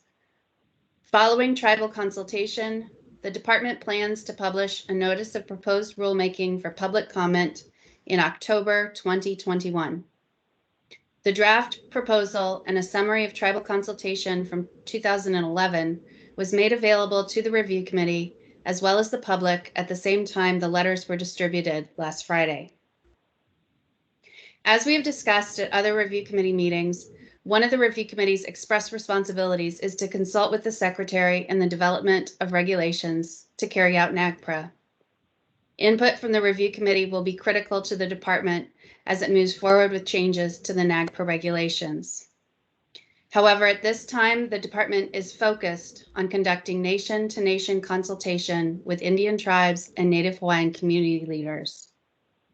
The secretary and the department are committed to conducting meaningful and robust consultation with Indian tribes and Native Hawaiian organizations on this proposed draft. Input from consultation will be carefully considered and incorporated into any future drafts of the regulations.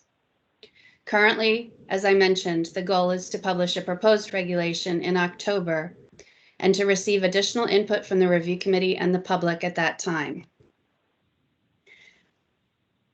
As a draft is now publicly available, it would benefit the committee to discuss how it might want to go about making recommendations related to them. It's important to note that while you may individually comment on the proposed rule during the comment period, the department does ask that the committee develop recommendations that are agreed to by all the members and formally submit them to the department. The recommendations will be used to inform the development of the versions of the regulations. So at this time, I think the review committee should consider how it would like to provide input on the proposed regulations. I do think it's important to keep in mind that based on the results of consultation, the content of the draft could change. However, there is an opportunity now for the committee to discuss the proposed text and to develop some broad recommendations. We can discuss further some potential ideas that I had for how we might do this, but this is an opportunity for you to discuss how you would like to proceed with this draft text on the regulations. Okay, committee, any comments or questions?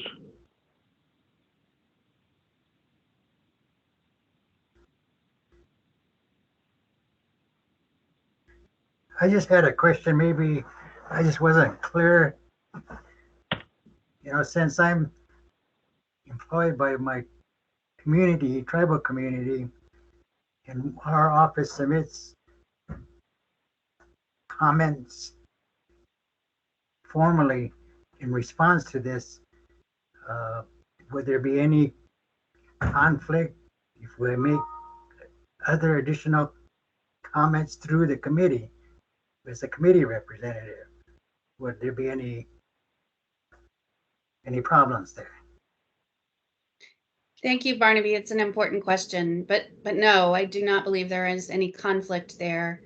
Any work that you might do in your professional capacity for your tribe in responding to tribal consultation or providing comments through your own tribal leadership can be done, certainly. And then in your capacity as a review committee member, you can bring that expertise and information to the committee as a whole in developing recommendations from the committee.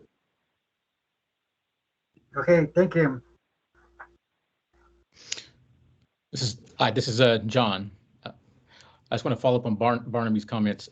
Melanie, thank you for clarifying that since the document is now out in the world and out in the wild, it would be safe to assume then that we're all familiar with and having conversations about that. So there's no problem there then if there's some crossover in the recommendations, one via that we might be involved with from our communities, and also as we sit on the review committee. Then, right? Correct.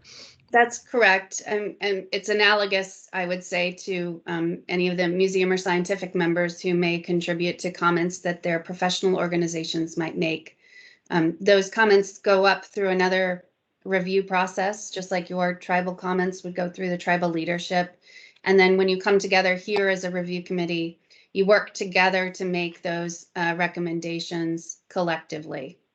So you can work in an individual capacity in both. In addition, can make individual comments on the proposed rule. There's no barrier to any of that. Thank you again. Mm-hmm.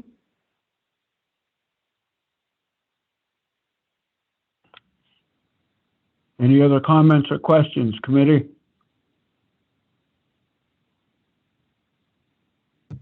I have a question, Melanie. If this is going to be published by the department in October, what do you suggest is a deadline for us to submit our recommendations? And in what format do we put our recommendations together? How do we do that? That's a very good question. I think that you have some options before you. In terms of a timeline, I can't tell you exactly. Until the proposed regulation is published, we won't know how long the comment period is, but the review committee will need to submit its comments during that comment period.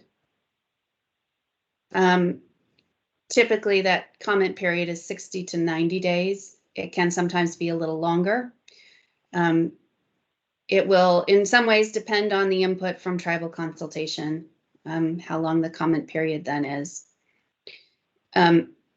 So I do think, though, that there will be a challenge before the committee to compile any recommendations that the committee might have.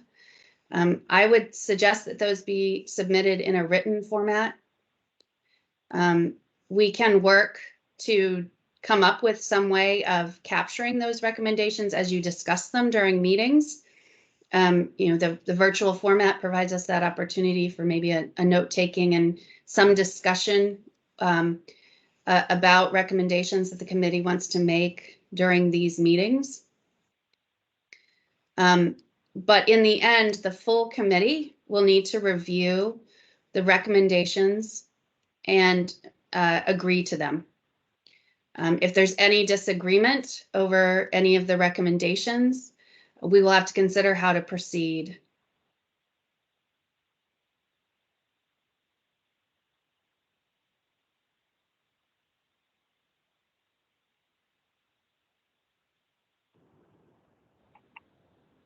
Hey, committee, any other comments or questions? This is Frank. I have this strong feeling that there's another subcommittee coming on here.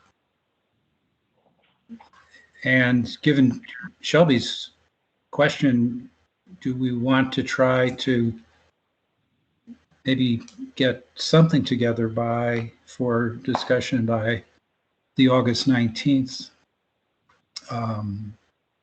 meeting that we already have scheduled?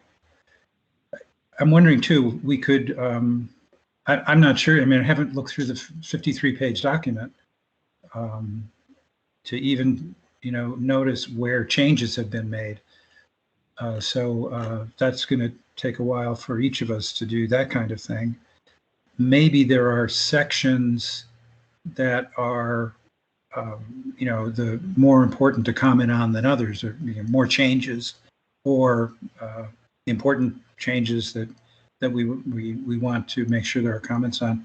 So perhaps we could, if we have a group that is willing to work as a subcommittee, again, if that's the right approach, between now and one of the August meetings, we could pull something together, and then at the scheduled 19th of August meeting, if possible, come up with maybe some initial comments, or if it's not a complete commentary, at least maybe some comments. So we get something in writing to the department, and perhaps then it would have an effect on what gets published based on the consultation with the tribes and other thoughts within the department.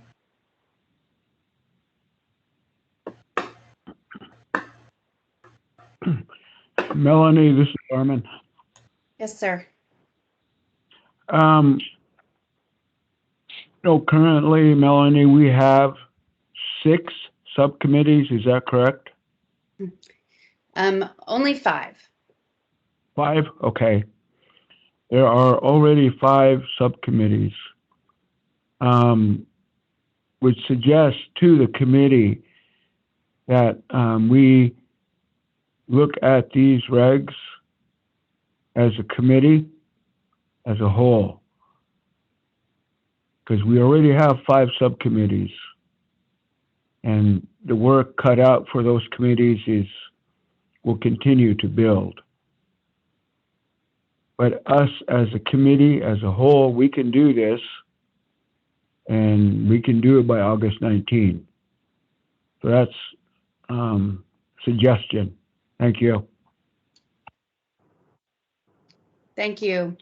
Yes, Armand, my recommendation to you is going to be something similar, that we do have 3 meetings scheduled, and that, as you suggested, Frank, there may be a way of looking at sections at a time, and working through a discussion of the changes, rather than each of you having to spend that time individually deciphering the changes or the content. Not that you can't do that, but perhaps if we were to have a public discussion of the regulations, and the committee were able to have a discussion during these next 3 meetings about the content of the draft text, that it might better prepare you for the recommendations, the more formal work to come. Hi, everyone. This is Honor. I like the idea of having a subcommittee to do this review. It seems like an important endeavor by the NAGPRA Review Committee, and I wonder if August is a little too soon to finalize this doc we've been making without having some input by the tribes and by museums publicly. I think that it's important that the committee do the work and research that it needs to do to be well informed, and therefore I support the creation of a subcommittee at this time. And I believe in August it would make sense for us to speak about it publicly and get some input as well publicly. Thanks.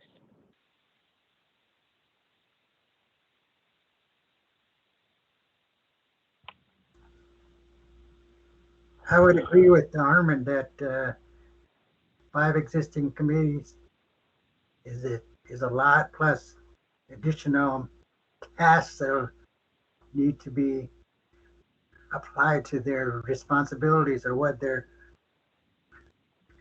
were formed for. And I also agree with Melanie and her suggestion with the public to discuss at their regular public meetings.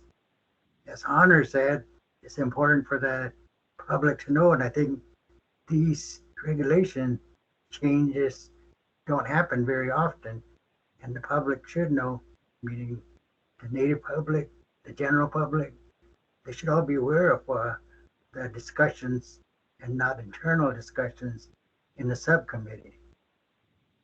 That's all I have. Hi, this is John, just following up on the previous comments.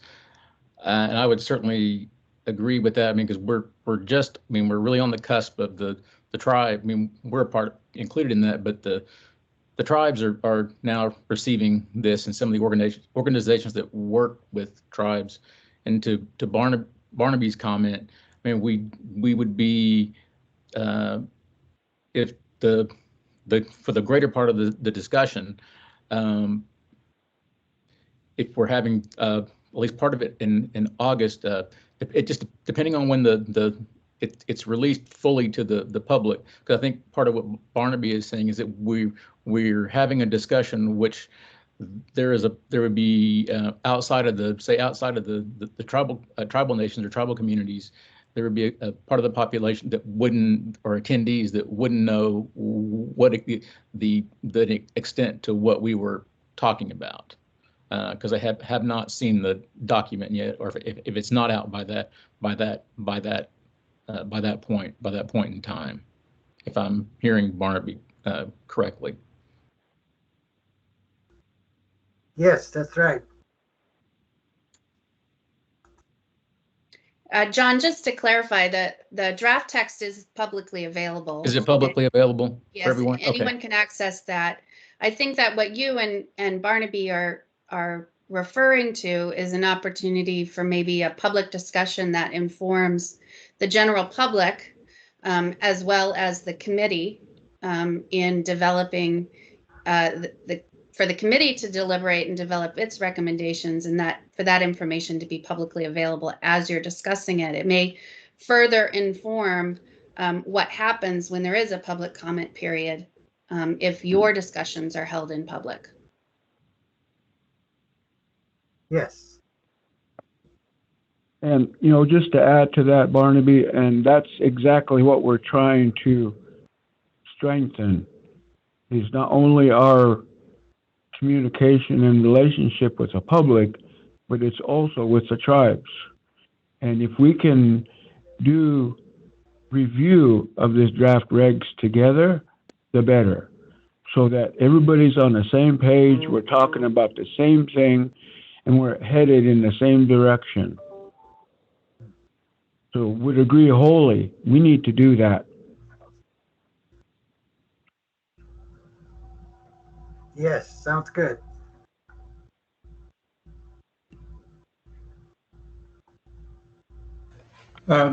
This is Frank. I wonder if it would be useful at this time to ask Melanie, who is probably the person on this call most familiar with what this new document says, to give us a quick summary of where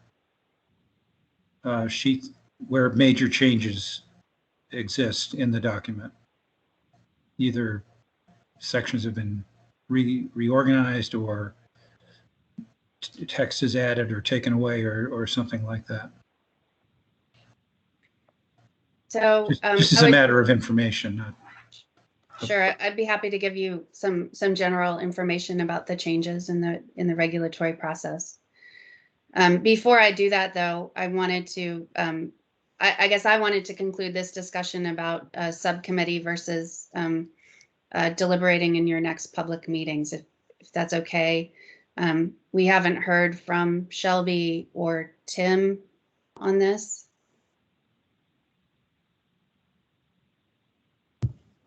I would prefer that we work on as a whole on this instead of developing another subcommittee.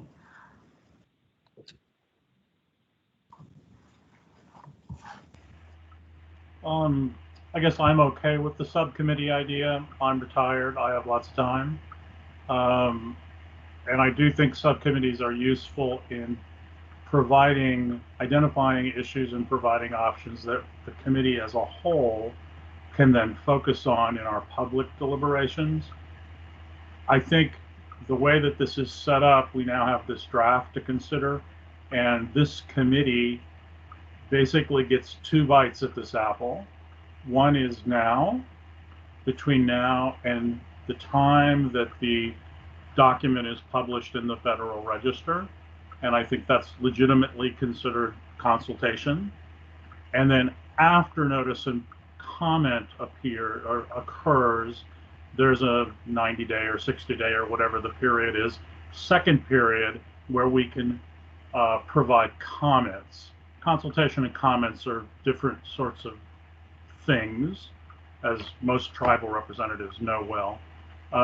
So I actually think that it's important that we try to come up with some sense, some set of recommendations by that August meeting, by that last August meeting.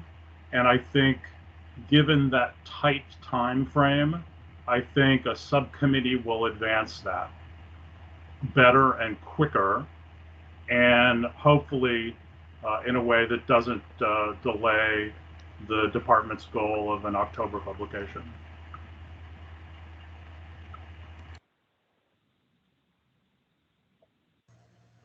And this is Frank again. I should just say that when I made that initial comment about feeling a subcommittee coming on, I wasn't necessarily endorsing that. It just was a general comment. And I think it might depend a bit on the magnitude of the changes. So Melanie, maybe we should wait until after you give us some sort of a better sense of the magnitude of the changes, of the location within this document of the change sections, and come back to the idea of, would a subcommittee be more efficient than meeting as than trying to do a discussion at a meeting with the full committee, or if there's some, even if you have a subcommittee, there's some mix there, because the subcommittee can only develop certain things, and then it has to come to the committee in any case to become a final set of recommendations. So I feel like I might have a better sense of which way to suggest we proceed here if I had a better idea of how different this 53 pages is from what we currently have become so familiar with. Sure. I would be happy to do that. And if it's okay with the committee, I will give you a broad overview of the changes, and then I would like to make my own suggestion to you about how we might proceed just over the next 3 meetings. And then we can discuss it further from there. First of all, it's important for me to be sure that everyone is aware everything I'm telling you is public information. Nothing I'm sharing with you is any way not able to be disclosed in this public forum on a recorded public meeting. And much of the statements that I'm going to make, you can find either in the OMB agenda, the Office of Management and Budget agenda, which summarizes the changes in the proposed rule, or in an upcoming press release. Some of this information will be more clearly stated. So in general, as a broad overview of the changes in the regulations, I can tell you that the intent of the Department of the Interior was to simplify and improve the regulatory process for repatriation, and thereby advance the goals of racial justice, equity, and inclusion. The intent of this draft is to rectify provisions in the current regulations that inhibit and effectively prevent respectful repatriation of most Native American human remains and cultural items. The draft is further intended to remove the burden on Indian tribes and Native Hawaiian organizations to initiate the process, and add a requirement for museums and federal agencies to complete the repatriation process. Finally, the intent is to streamline existing regulatory requirements by eliminating ambiguities, correcting inaccuracies, simplifying excessively burdensome and complicated requirements, clarifying timelines, and removing offensive terminology in the existing regulations. There are some very specific examples of these changes in the summary document that is available along with the draft text. There is a summary of input during tribal consultation in 2011. It's a pretty simple 3-page document. It outlines a series of 8 comments that were received in tribal consultation in 2011 and the direct responses of how this draft addresses those. So, for example, a comment from 2011 was to require the transfer of culturally unidentifiable human remains, to require the transfer of the remains and also include the transfer of associated funerary objects. The response from the department in that summary document, which you can access on our website, is that the new draft incorporates this suggestion by keeping geographically affiliated associated funerary objects, currently called culturally unidentifiable associated funerary objects, together with their geographically affiliated human remains, with which they were associated whenever repatriation of human remains occurs. So the requirement is for associated funerary objects to go with the human remains they're associated with. In regards to the statement I read about offensive terminology, as the committee is well aware, the use of the term culturally unidentifiable is often considered to be offensive to some tribal representatives as well as some museum representatives. And that's where the new draft uses a statutory language of geographically affiliated. It's important to note, however, that the process here, in terms of the process for repatriation, remains the same in that geographical affiliation is based on Aboriginal land as it is currently defined. But the terminology has been changed. The summary document includes a lot more specific details, especially on the timeline for museums and federal agencies to carry out the repatriation process. It's probably one of the most consistent comments that was received by the department in 2011 was some requirement for a timeline in the process, especially for culturally unidentifiable human remains. So the draft incorporates that suggestion. In fact, in the summary document, there's a table on what that new time frame would be under the proposed rule.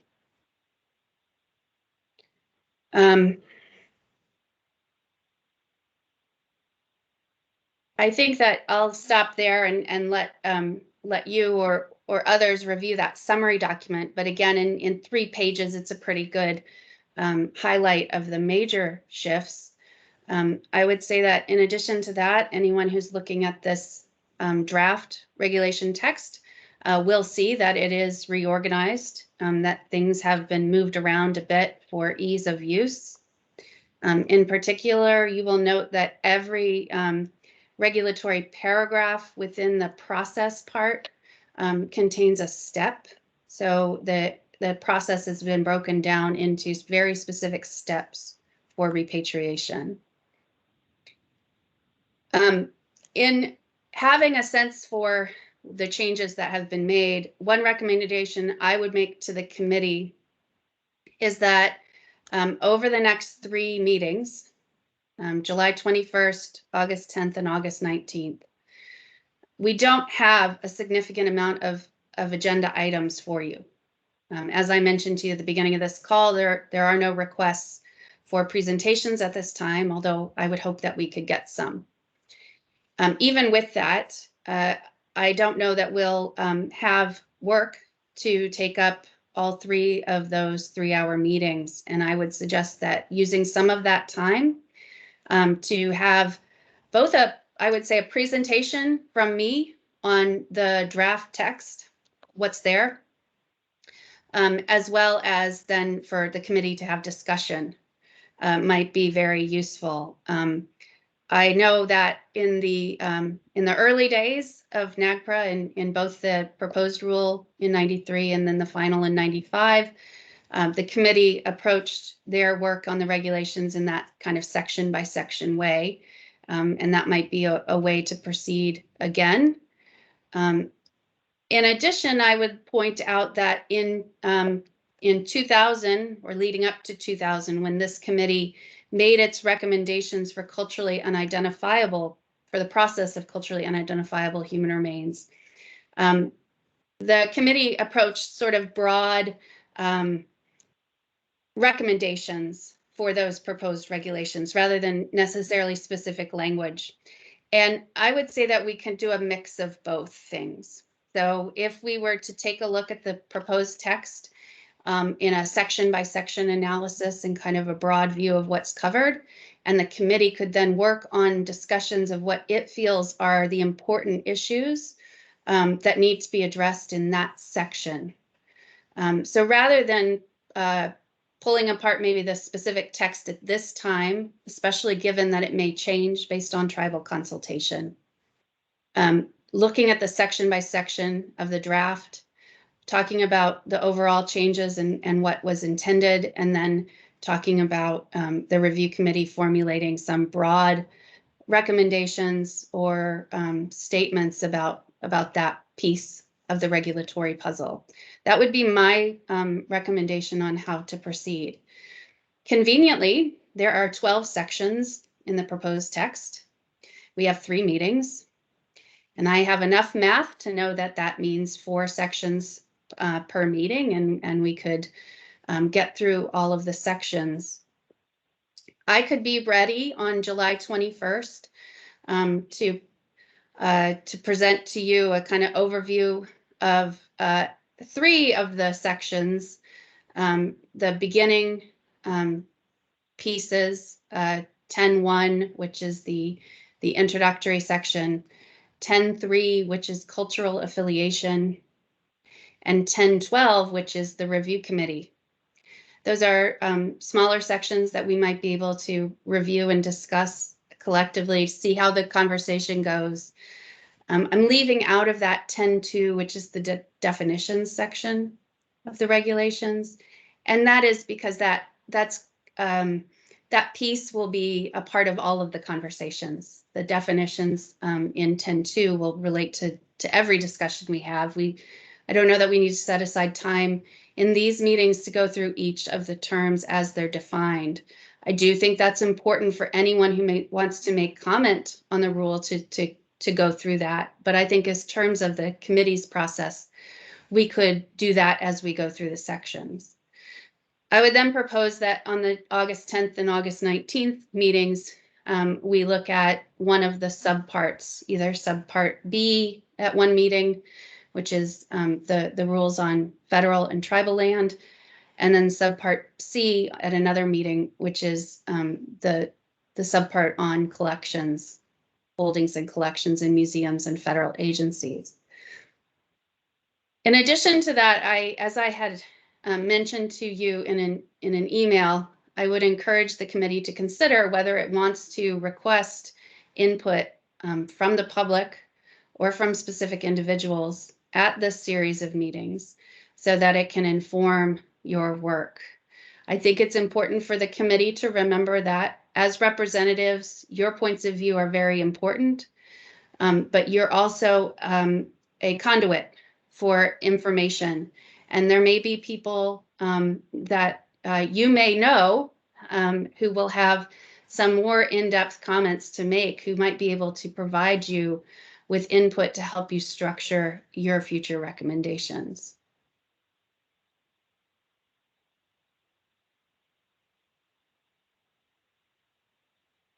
That was a lot of talking.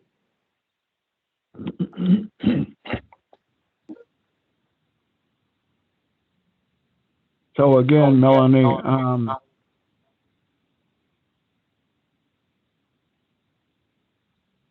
hello? Yes, we can hear you. Okay. So Melanie, again, going back, only to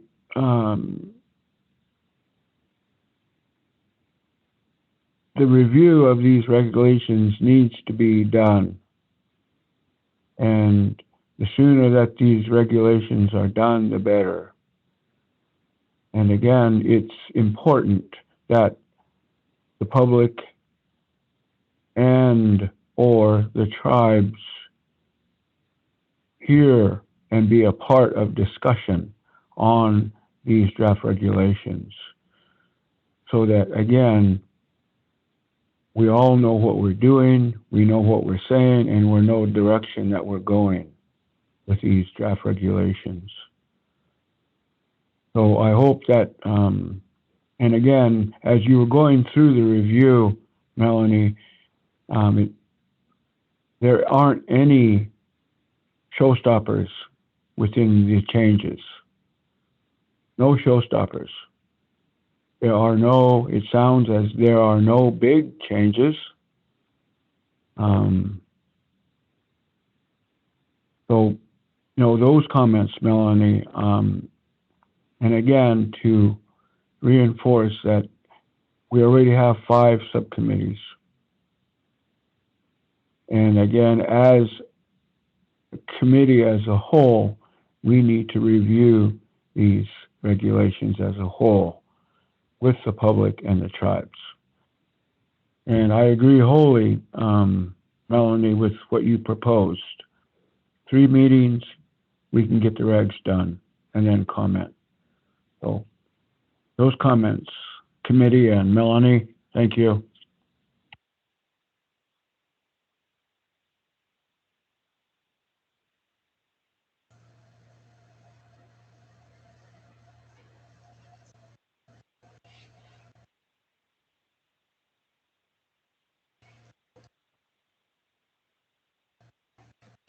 This is Frank. I think one concern that I would have with that plan, which does cover a lot of the bases, is actually writing specific text for recommendations. I think that will be hard in just hard with the number of people, even a group of 7 for during the public meetings, as opposed to having something already down on paper that you can debate about or make changes or edit or things of that sort. And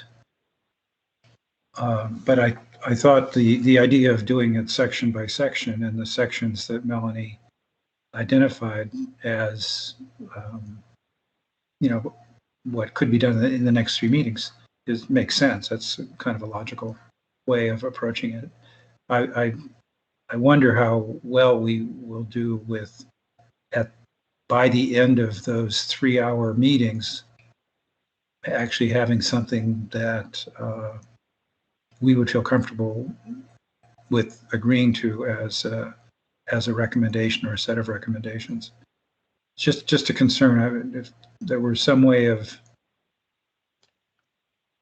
well, that's just a concern I want to express.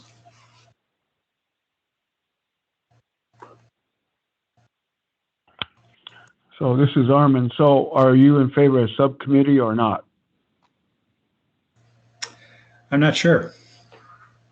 I mean, maybe a subcommittee which after this again, the problem is we got only 3 meetings, not 4 meetings to come back on, but maybe a subcommittee that would be available subsequent to a discussion. We have 2 discussions on the 21st of July and the August 11th. And at the end of each of those, we have a subcommittee set up. We set up a subcommittee, and between the meeting and the next meeting, they develop a text on recommendations related to the sections dealt with. The problem with that is we do run out of time. Can I make an alternative suggestion, Frank? Sure. And again, I think that there's a real opportunity here for discussions in public that will inform the public as well as the review committee at the same time. Between the August 21st between the July 21st and the August 10th meetings, there is about 2 weeks. I think that would be a time in which each committee member individually could review the document to identify topics or issues or pieces that they in particular want to be sure are addressed or discussed during those full meetings. So on the 21st, I could provide an overview. We could talk through some of the specific sections, but then it gives the committee time apart from outside of the public view to come up with your own ideas on what recommendations might be. And that way we could get to a place where we're better ready to make written recommendations. The individual committee members could propose suggestions, broadly specific, and then the committee could discuss them.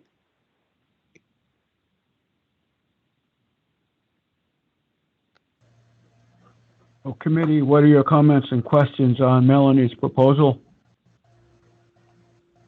This is Barnaby. I agree.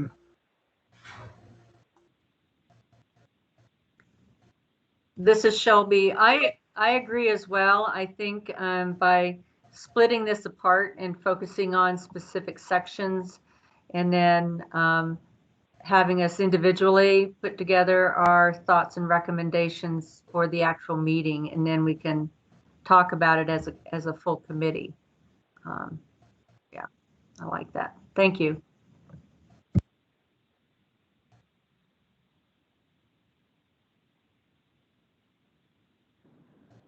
Comments?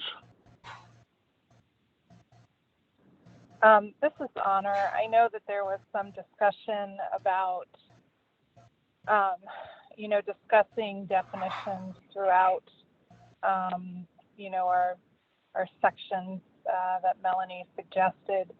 But I think at some point, this might be an important discussion to have as a review committee specifically. So I'd like to see that incorporated somehow.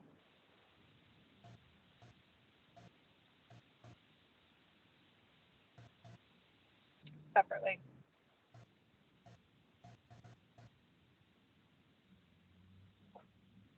Comments?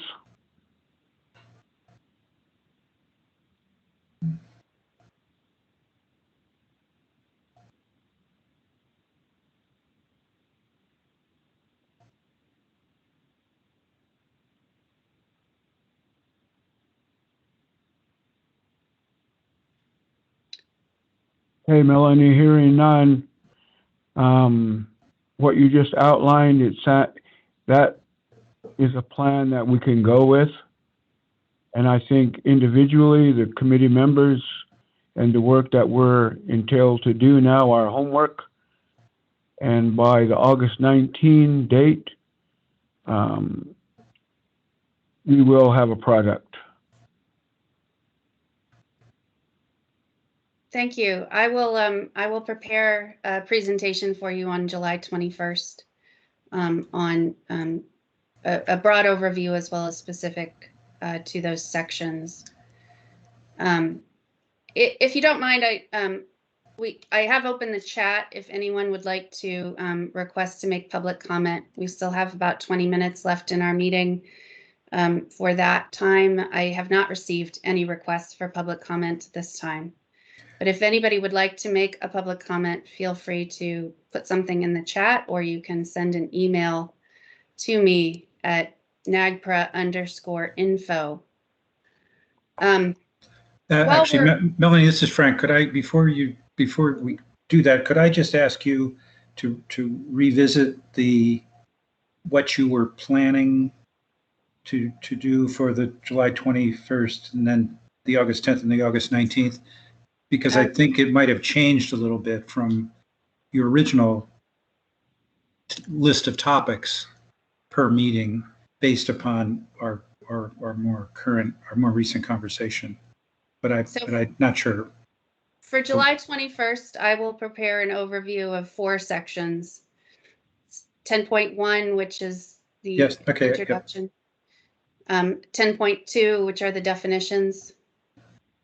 Okay. 10.3, which is cultural affiliation, and 10.12, which is the review committee. Okay. That'll be on the 21st. Yes. And then on the 10th, subpart B and on, I would actually recommend that we switch that, and on the 10th, we discuss subpart C, okay, which is holdings and collections. Given that the majority of the review committee's work is right. in that section, it makes sense for you to have that time to tackle that first. That gives us then the 19th to follow up with that, if there's any leftover discussion, as well as to talk about an overview of subpart B, which is on federal and tribal lands after November 16th, 1990. All right. And then a more general question really for everybody, or all the committee members, and as well as Melanie.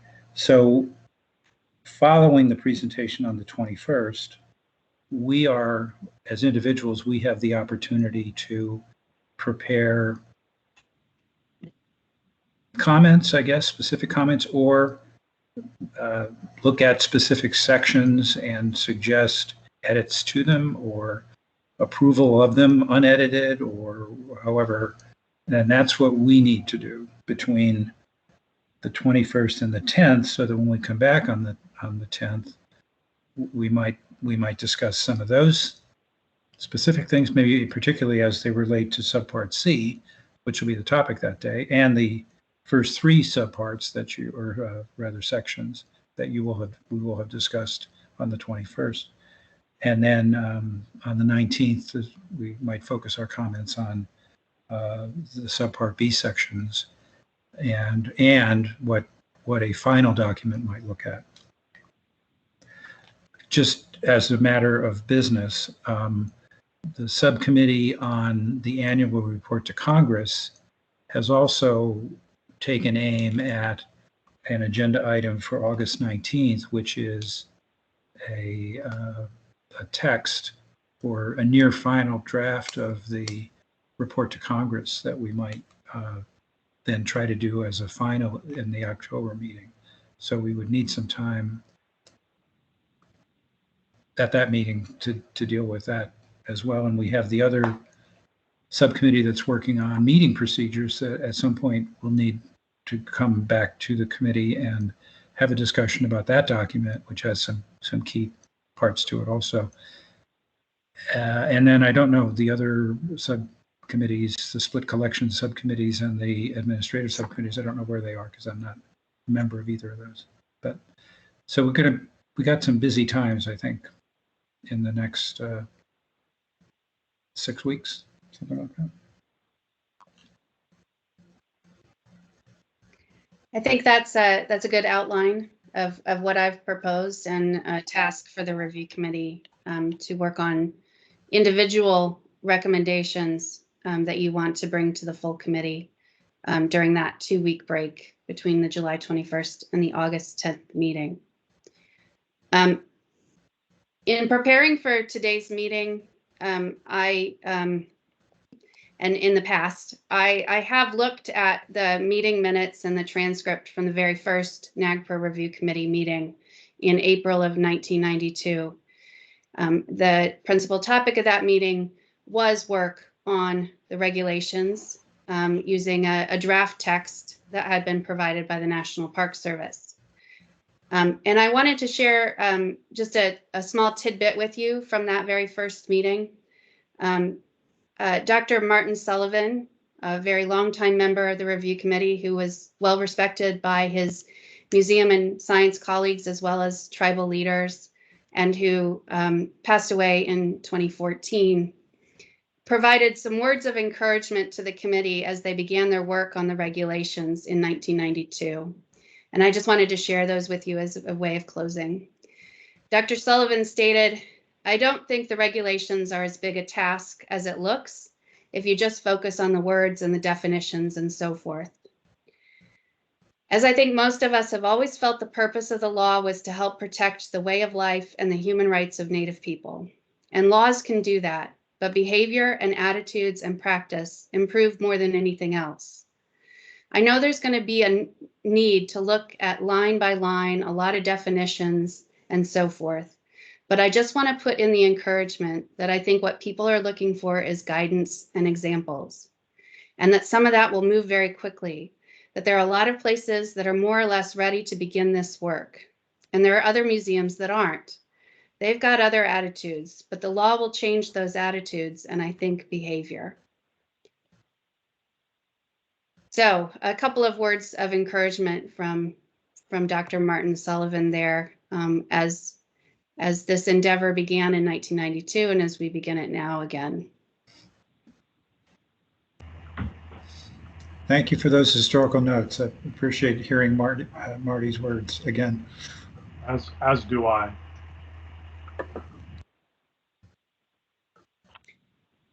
I still have no requests for public comment at this time.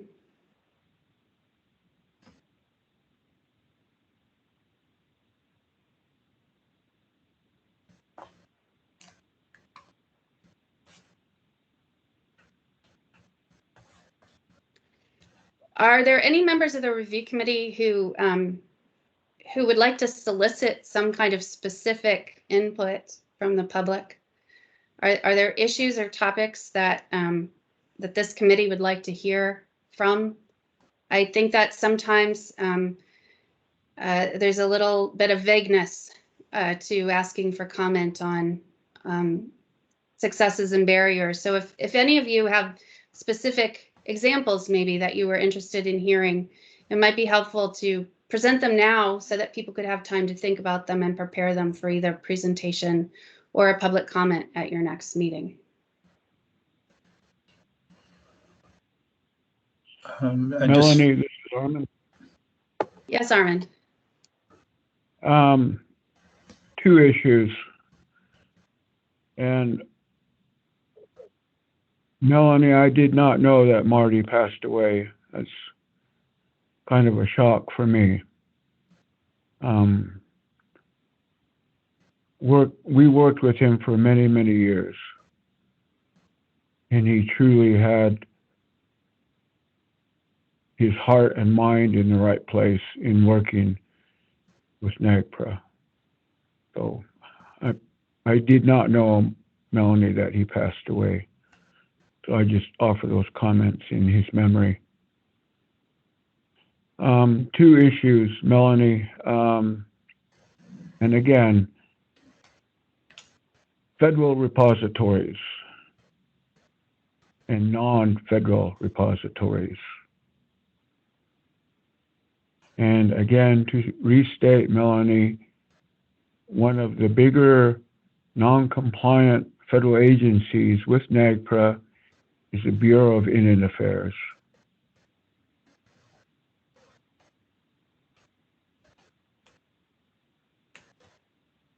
Second point of interest, again, to restate, Melanie, is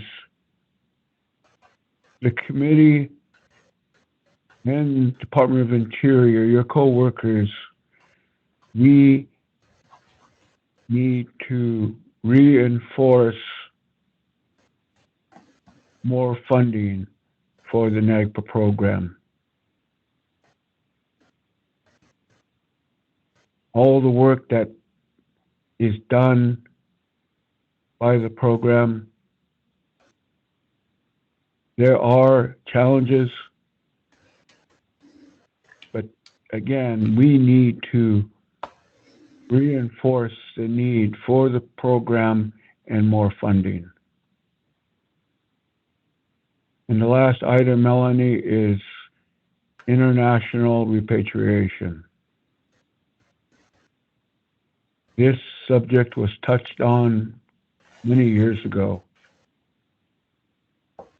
And as a fact, again, to restate, Melanie, there are museums and universities across the ocean that have thousands and thousands of our ancestral remains. And that's not even to mention objects of cultural patrimony and sacred items. So again, Melanie, to broach that subject and put it on the table. It would be good and useful for the committee to get more information and how the committee can support international repatriation in Canada as well. So those comments, Melanie, thank you. Thank you.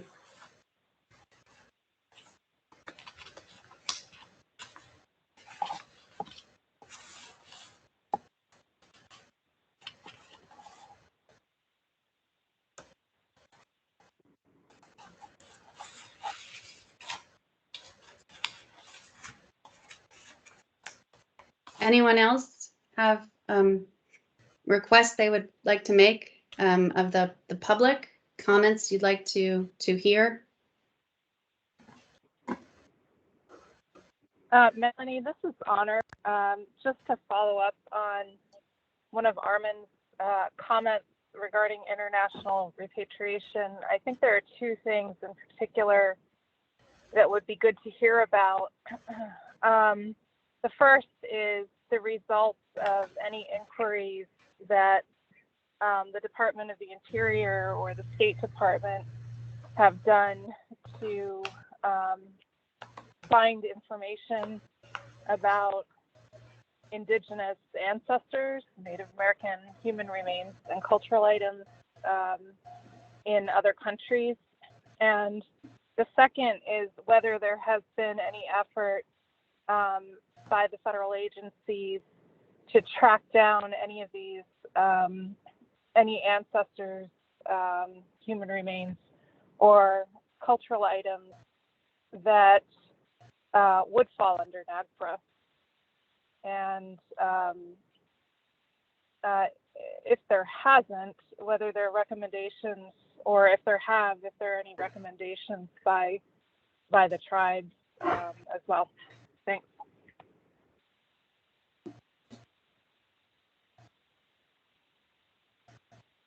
Thank you.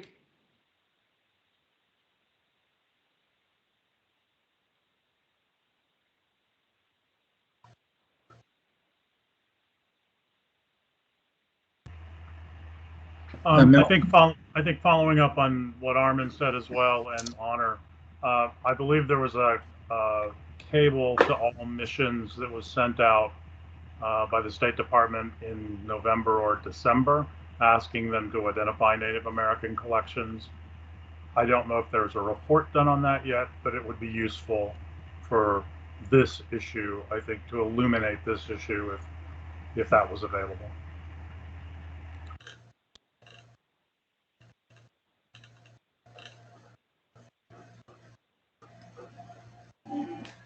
Following up on your request or question, Melanie, about other representatives of other organizations or perspectives that we might ask to come and do a presentation. I think there may well be. I don't have anybody to suggest or any organization to suggest off the top of my head, but I think maybe as other people begin to look through this new document, people might identify themselves or say that. So I think there might be some, or I might have some to suggest. I don't have anybody right now, but I think it would be worthwhile. Melanie, this is Honor again. Just to add on to some of the prior comments, I'd like to make sure that all of our review committee meetings are getting out to the folks that need to hear about it. So I'm aware that this gets posted on the National NAGPRA website, but I'd also suggest, in light of recent efforts toward consultation and ensuring that there is attention paid to racial justice and injustice, that the tribes are notified, all the tribes are notified of the review committee meetings that are occurring and every time they occur. Thank you.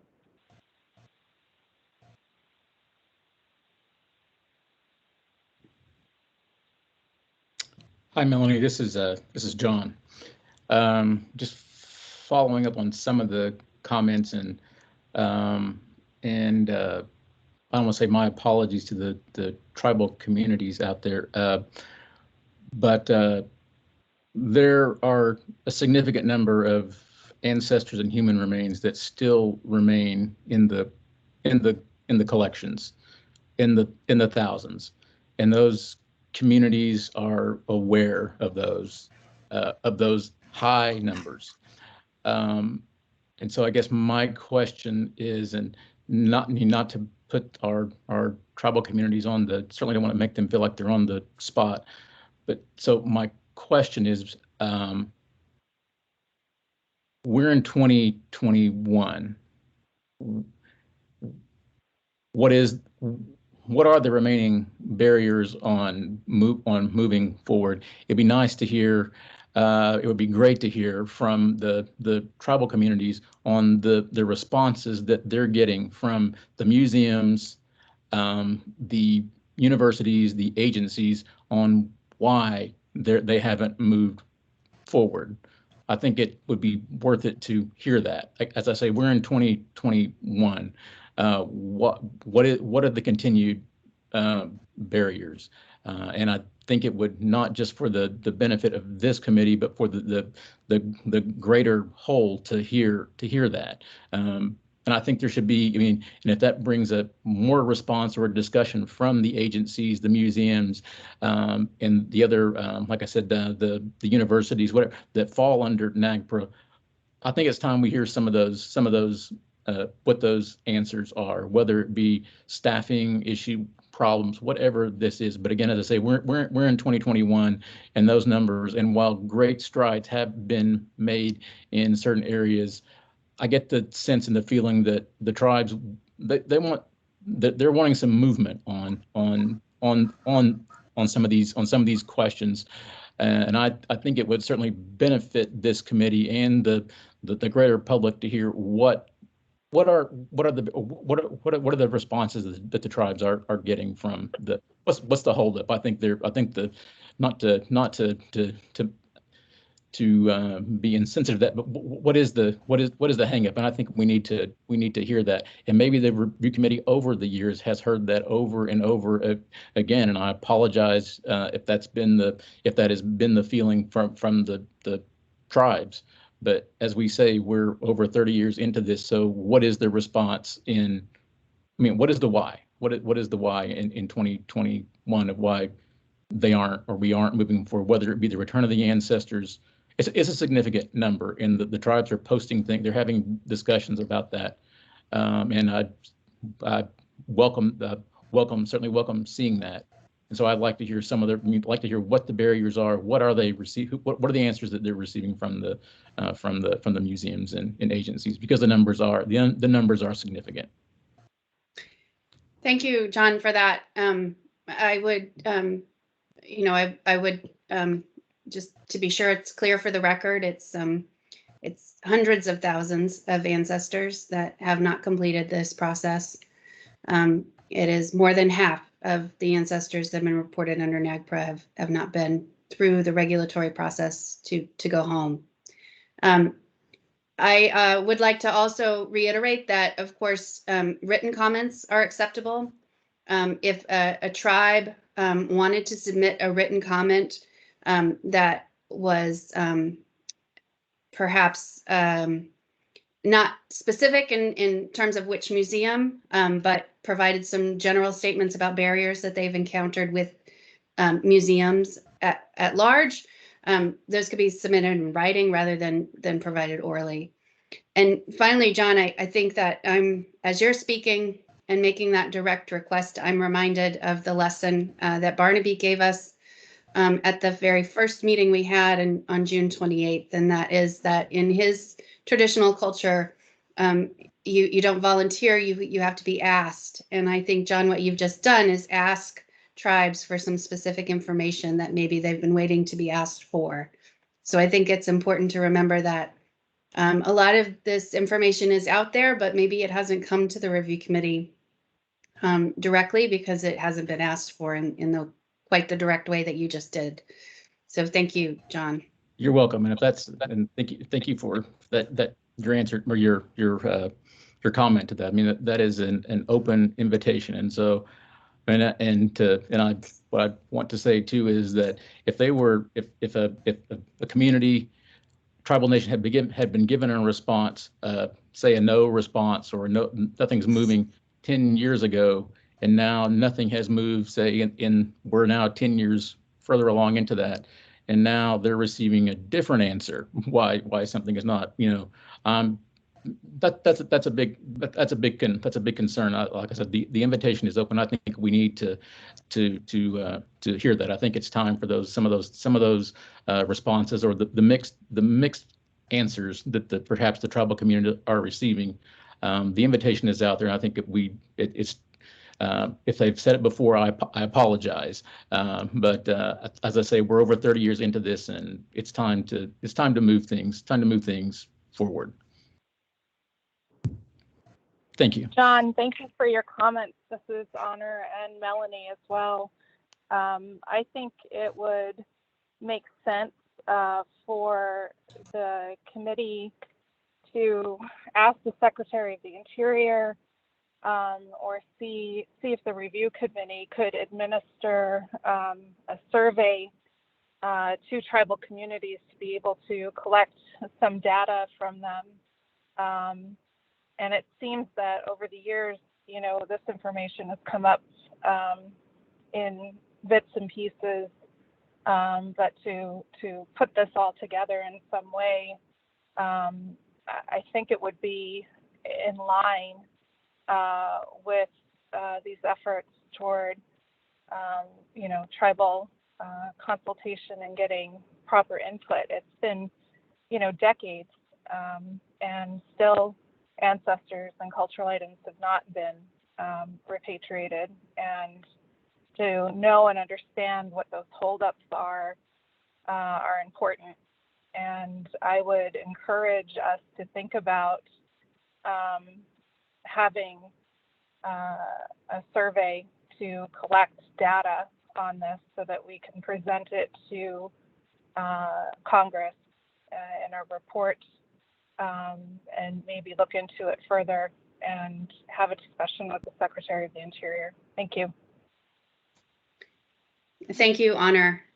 We are out of time for today, so I'm gonna pause that conversation for another time, and that direct suggestion for a deliberation and discussion at a later time. Mr. Chair, I think we're ready to adjourn. Okay, you have a motion to adjourn.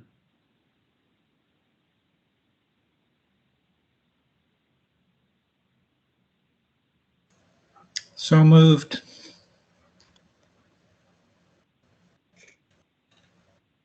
Shelby, go ahead and second that. Second. Okay, Any we're more adjourned. Any more discussion? Thank you all. We will reconvene on July 21st. Thank you, everyone. Thanks, everybody. Thank you, everyone. Take care. Thank you. Right. Thank you.